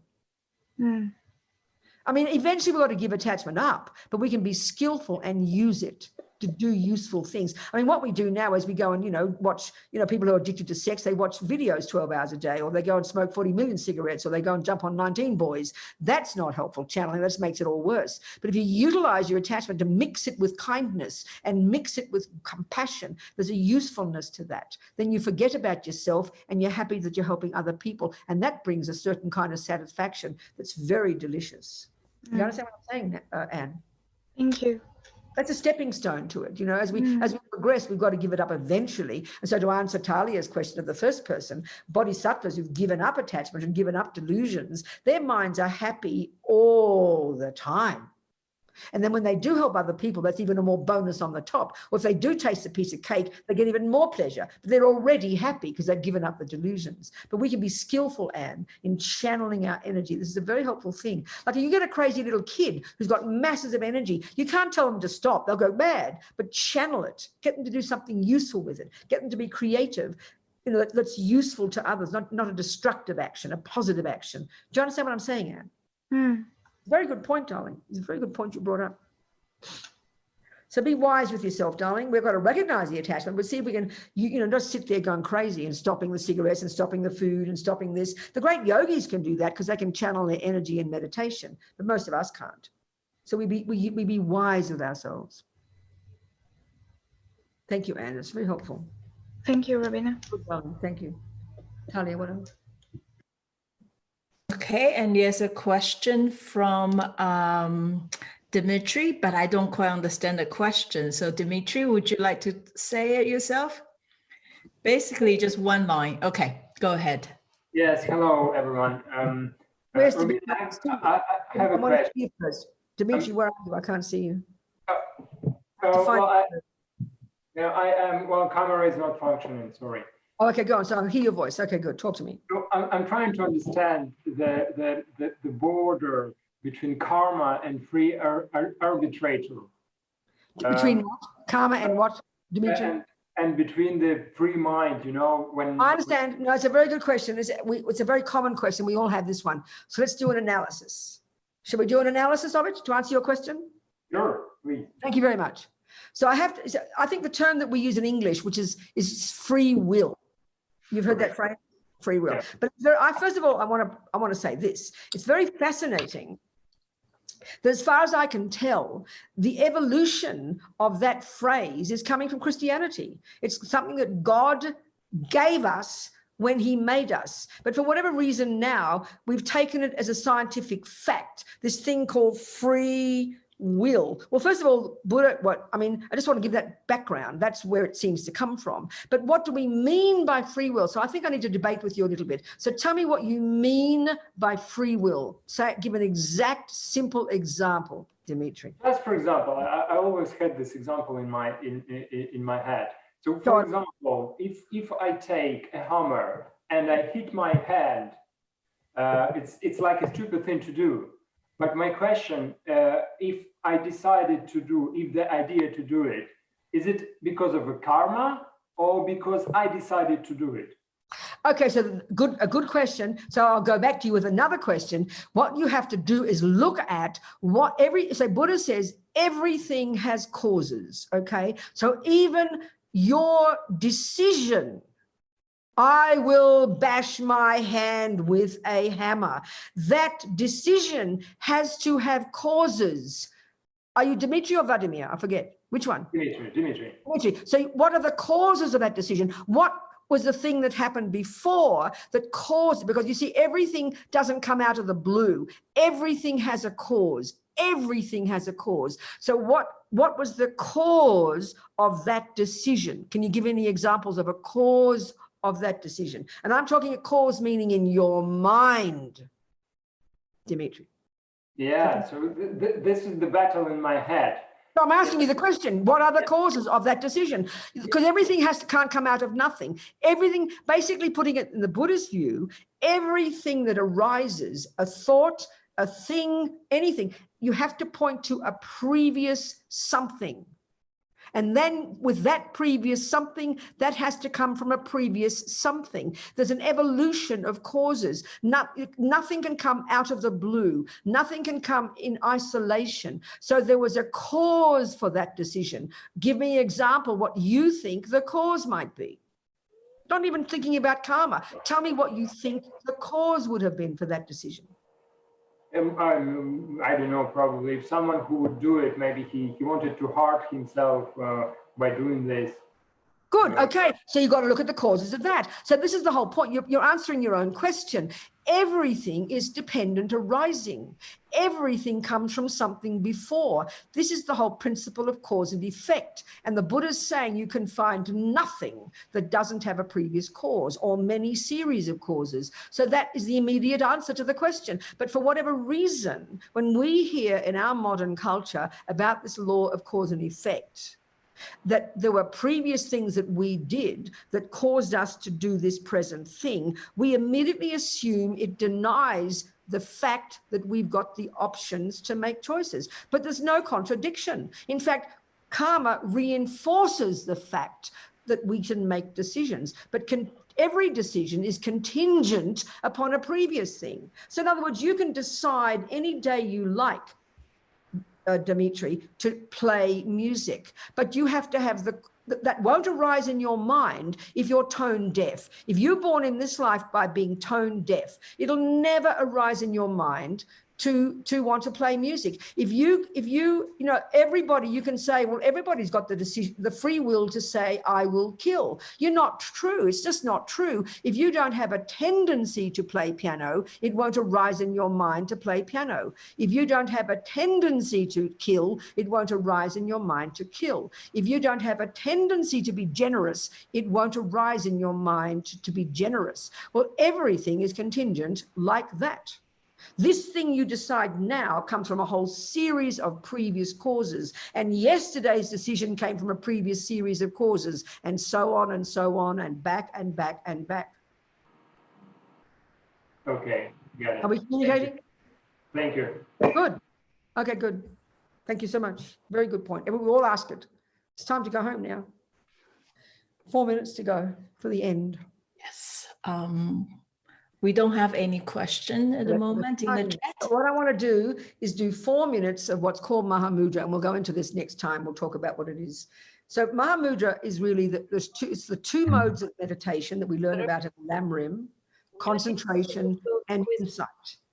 But the point here is in Mahamudra, the first one is concentration, just like we learn. But the object is not a visualization. It is not the breath. It is not a concept. The object of meditation in Mahamudra is the mind itself.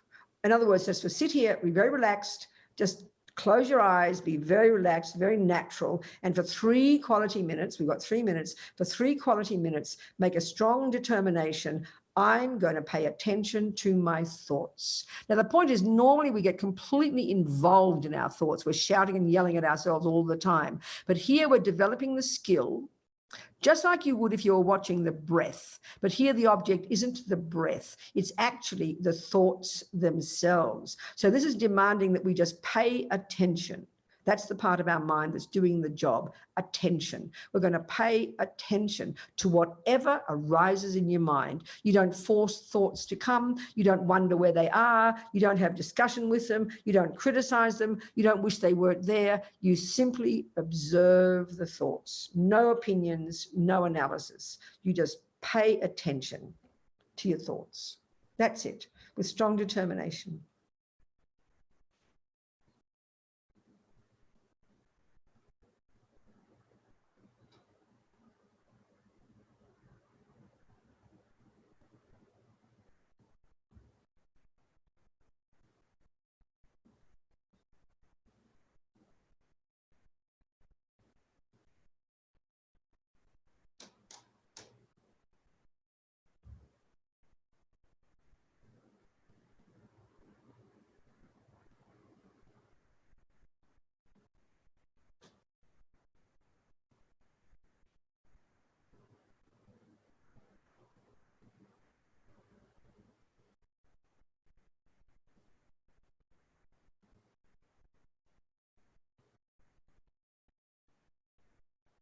to stay sharp and focused.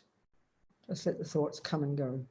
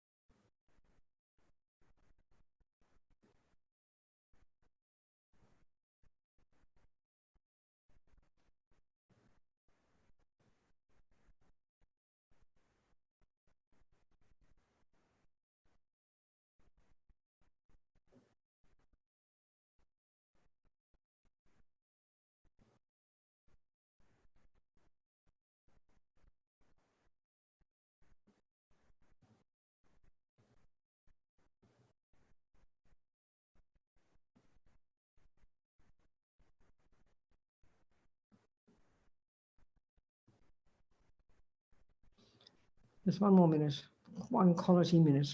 Just observe your thoughts. Pay attention.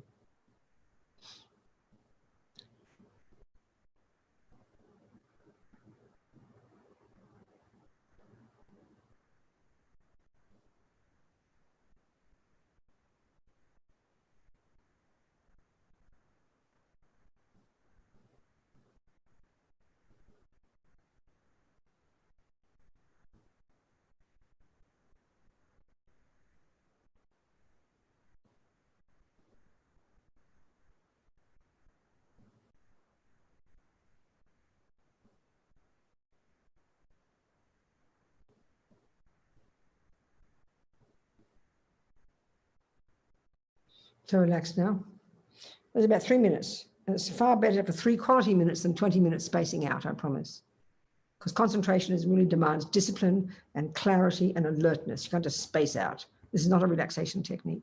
So let's just start anyway. Maybe we'll discuss this as we go along the next few weeks. I'll quote from Lama and talk about the marvelous potential our mind has, just to make us a bit optimistic. Because if we keep hearing about transforming problems, it's like having, I'm going to swear here, it's like having hands in your own shit. It's quite difficult. So it's nice to get a bit light and spacious, okay? All right, sweethearts. Thank you so much, everybody, for a lovely conversation with all of you. We think whatever we've heard, all these seeds we've planted, nothing goes astray. In Buddhism, nothing goes astray. Everything gets stored in our mind, which is very encouraging. So we think all these seeds we've planted, maybe nourish them from this second forward without practice, without effort, to develop our amazing potentials so we can help others. That's the idea. Jang Chub, Sem Chub. Rinpoche ma ke panam ke gyuchi ke panyam pa me payang gong ne gondu kava sho.